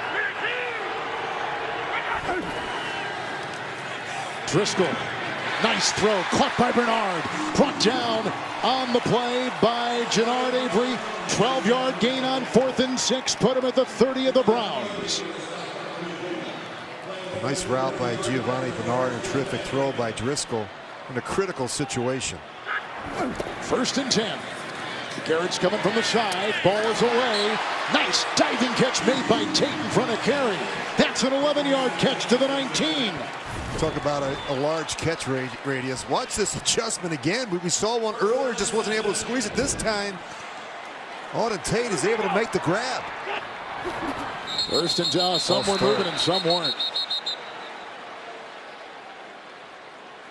This is what happens sometimes. You've got a different quarterback in there with a little bit of a different cadence. Number 68, 5-yard penalty, still 1st down. Everyone moves except the center. Season high penalties now for the Bengals. 11. Look at Driscoll take control out there. Very comfortable in this hurry-up offense. 1st and 15. Bernard was coming out of the backfield. Uzama is the one to get it and dives to the 18. Hit by Carey. After initially getting whacked by Avery, it is a gain of 6. To the 18. 2nd down and 9. Oh, Driscoll's unflappable. He just looks really good back there. Bernard is by his side. 2nd down 9. Driscoll moves up niftily on the move. We know he can run. And there he goes, retreating to the sideline. He was out distancing Genard Avery. And he picks up 6 on the run. Well, they're going to bring in internal pressure. And Driscoll, first of all, the back, you got to give him some credit for going over and making a block. And just watch the quarterback just take off. This is where he surprises you a little bit with his speed.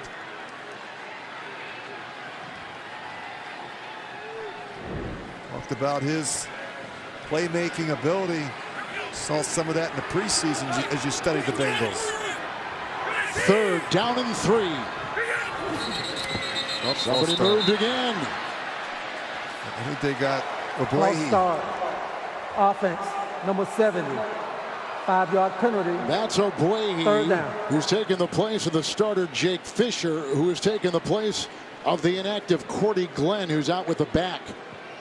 Ogbuehi's actually held up pretty good, Kevin. He's had to sit out there all day and block Myles Garrett. He gave up the 1 sack, but other than that, he's kind of held up pretty well. Rich, 5 penalties on the offense on this drive alone for Cincinnati. A lot of them with the offensive line. This half, excuse me. You've got a false start. You've got a couple pre-snap penalties. 3rd down and 8. Driscoll, high, caught, Tate, covered by Ward. They pick up 4. They're down to the 13. Well, you love taller receivers as a quarterback. Tate 6'5". Now you got another critical 4th down. Bernard remains. They need the 9. It's 4th and 4. And they had 3 timeouts. They're going to use one right here. So there's a lot of time. There are 2 timeouts for the Bengals. Their backup quarterback has moved them. He's got a touchdown pass of 28 and a touchdown run in the last 2 possessions on the Greg Williams defense of Cleveland. Well, if you get a quick score here, I mean, you make it a 1-score game. And look at Cincinnati. They've got 2 timeouts left and the 2-minute warning, and their defense has actually played a whole lot better here in the second half. And you've got a quarterback in Jeff Driscoll that's come in and done a terrific job. He looks comfortable. He knows where his quick answer throws are. He's done a good job handling the protections and the checks to the line of scrimmage. He's playing fast from under center. Nixon remains on the sideline. Bernard will be in there. 4th down and 4. What's a good 4th and 4 play here, Rich? Well, I think you got to think about your best players. We always say in a critical situation, don't think about plays, think about players. And if I'm thinking about the best player, it's this guy in motion right there, Tyler Boyd. And he's got one-on-one coverage.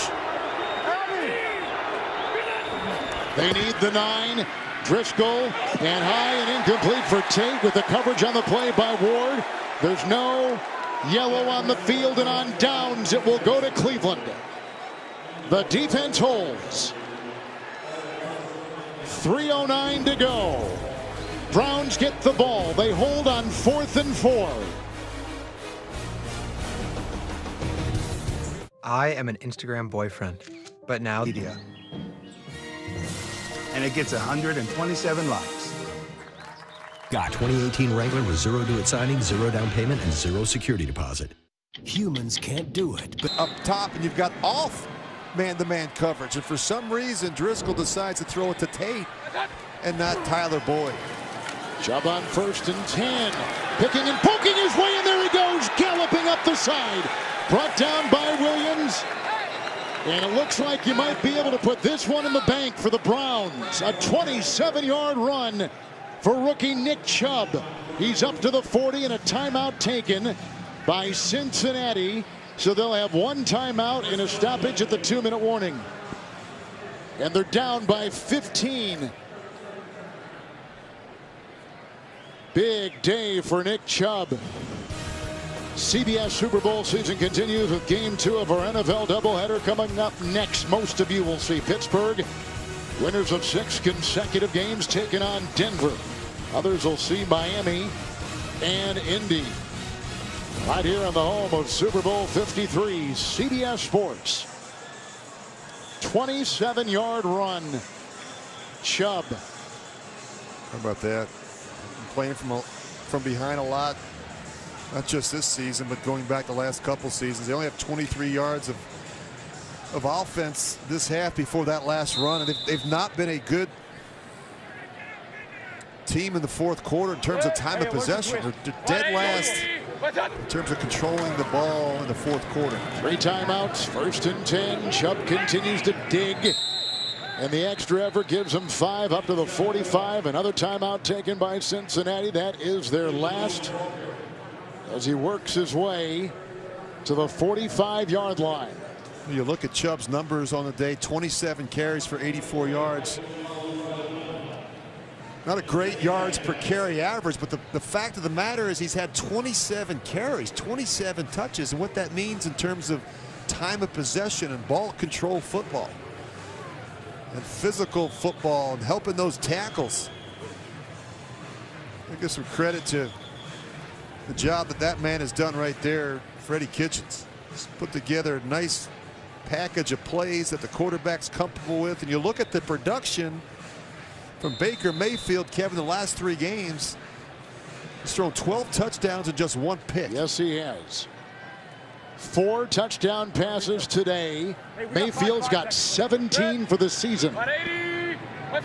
2nd down, 5. Bengals out of timeouts. Here comes Chubb, brought down by Ray, basically at the line of scrimmage. Maybe he fell forward for the length of a football, but that clock will tick.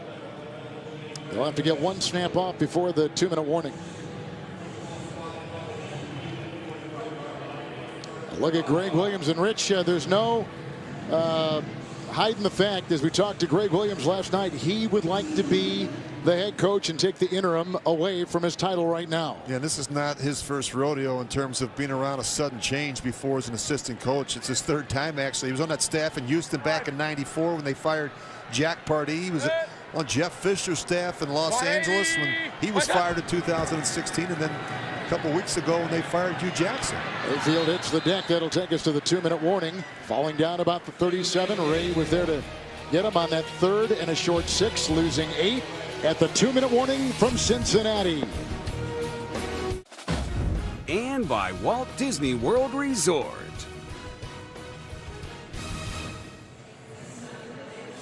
Well, the Browns been shoveling coal. There's no doubt about that with the game today and circling over their 4th win. Should they hold on? We're at the 2-minute warning. Cincinnati is down by 15. They're out of timeouts.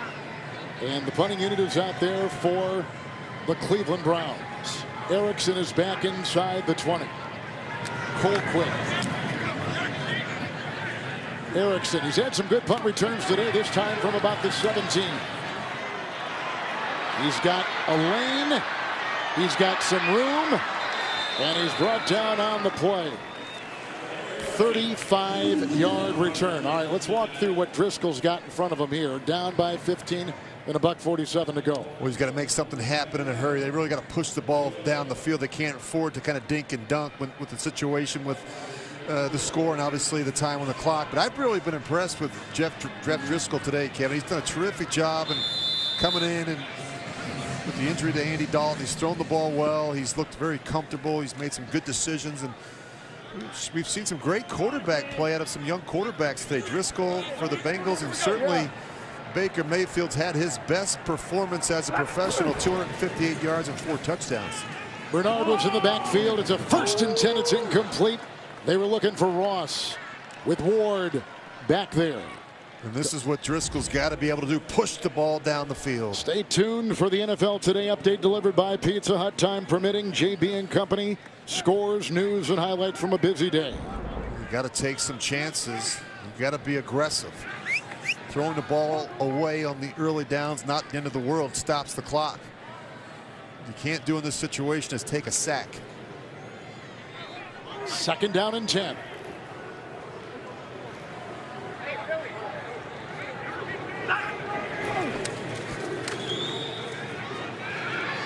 Right back up, and he has to throw it away. Smart player. Yeah. I've been impressed with Driscoll. He understands situational football. He knows what to do in a critical situation. No sense of panic when you watch him play. And Bill Lazor, he's calling plays for quarterback Kevin that most likely didn't take a single snap in practice this week. And you've got all these plays on your call sheet for this situation in a game, and you love to have your best player out there, a guy that can go get it, and A.J. Green. But for the 3rd straight week, he's nursing a toe injury and hasn't been available. No timeouts for the Bengals. 3rd down and 10. Driscoll. And almost picked off by Carey. Incomplete. 4th down. The receiver falls down, and there's no way that Driscoll can anticipate this. You look at Tate coming out of the break. He just stumbles, and Carey should have made that pick. It hits him right in the chest. Rich, you look at a decimated tight end core of Cincinnati. No A.J. Green. Kind of like what Aaron Rodgers is facing in Green Bay. When you lose your weapons, regardless of who the quarterback is, it's going to inhibit you. Well, that player right there is a transformational player. I mean, he's such a dynamic playmaker, and he's such a big part of what they do offensively. And when he's not out there, that impacts everybody. You know, you see teams double Tyler Boyd more. Oops. Here comes Garrett. There goes Driscoll. They need the 40. Here comes the backup quarterback, heaving one deep, and it is caught! Caught by Boyd! Down to the 4! 46-yard gain. Flag has been thrown at the 50. Well, Demarius Randall was there, and I think it's on Cincinnati. Peppers was there. I think it's on the Bengals. Well, that never should have happened. You had 2 defenders.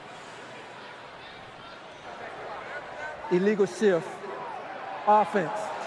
All 11 players were never set prior to the ball being snapped. 5-yard penalty. Replay 4th down. So now they're going to be pushed way back. 4th and 15. They still need the 40. Well, they're not set. You watch the top of the screen, and the receivers at the top of the screen weren't set prior to the snap of that football. Just another critical mistake. God damn.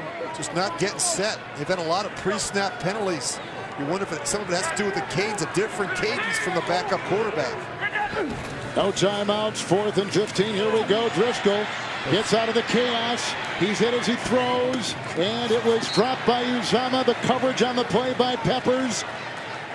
That is it. On downs, Mayfield and the Browns will not only get the ball, but they'll get their 4th win. They have stopped a 25-game road losing streak, the 2nd longest in pro football history. They haven't won consecutive games since 2014. And the Browns, who are very much alive in the AFC wildcard race, will go to 4-6-1. And the Bengals will drop to 5-6. 3rd consecutive loss. They have lost 5 of their last 6 games, and they may have lost their starting quarterback, Andy Dalton. The victory formation, big day for Mayfield. 4 touchdowns, no picks, 258 through the air. Chubb had 84 on the ground, and Chubb had 44 receiving yards. Njoku had 63 receiving yards. He had a touchdown. Callaway had a touchdown reception. Chubb had a touchdown reception and run. And Darren Fells had a touchdown reception. Well, regardless of what happens the rest of the way this season for the Browns, they've got to feel really good about their quarterback situation, Kevin. You look at Baker Mayfield, 19 of 26 today, 258 yards, 4 touchdowns, no interceptions. And that's the key stat, no interceptions. He took care of the football. He made some great plays, and he showed some real poise on the road in some critical situations. The Browns offense, no turnovers, no sacks on Mayfield. No sacks for a second consecutive week. You keep the young quarterback clean and upright, and good things can happen. As you see Hugh Jackson, his former coach, going over there to congratulate Baker Mayfield. Not much response from Mayfield. No, not a lot of conversation there. This is one of the great stories in this NFL. You put Mahomes in there, the resurgence of the Browns, another rookie, Chubb, taking his place is Greg Williams, who was hired by Hugh Jackson. Embrace Williams taking Jackson's job, fired less than a month ago as the Cleveland head coach. Jeff Driscoll coming in for the injured Andy Dalton, and that will be worth keeping track of as the night unfolds to see what that injury is. 35-20, the Cleveland Browns have won and go to 4-6-1. Up next, stay tuned for game 2 of our doubleheader. Steelers, Broncos, or Dolphins and Colts. For Rich Gannon and Steve Tasker, Kevin Harlan saying so long from Cincinnati.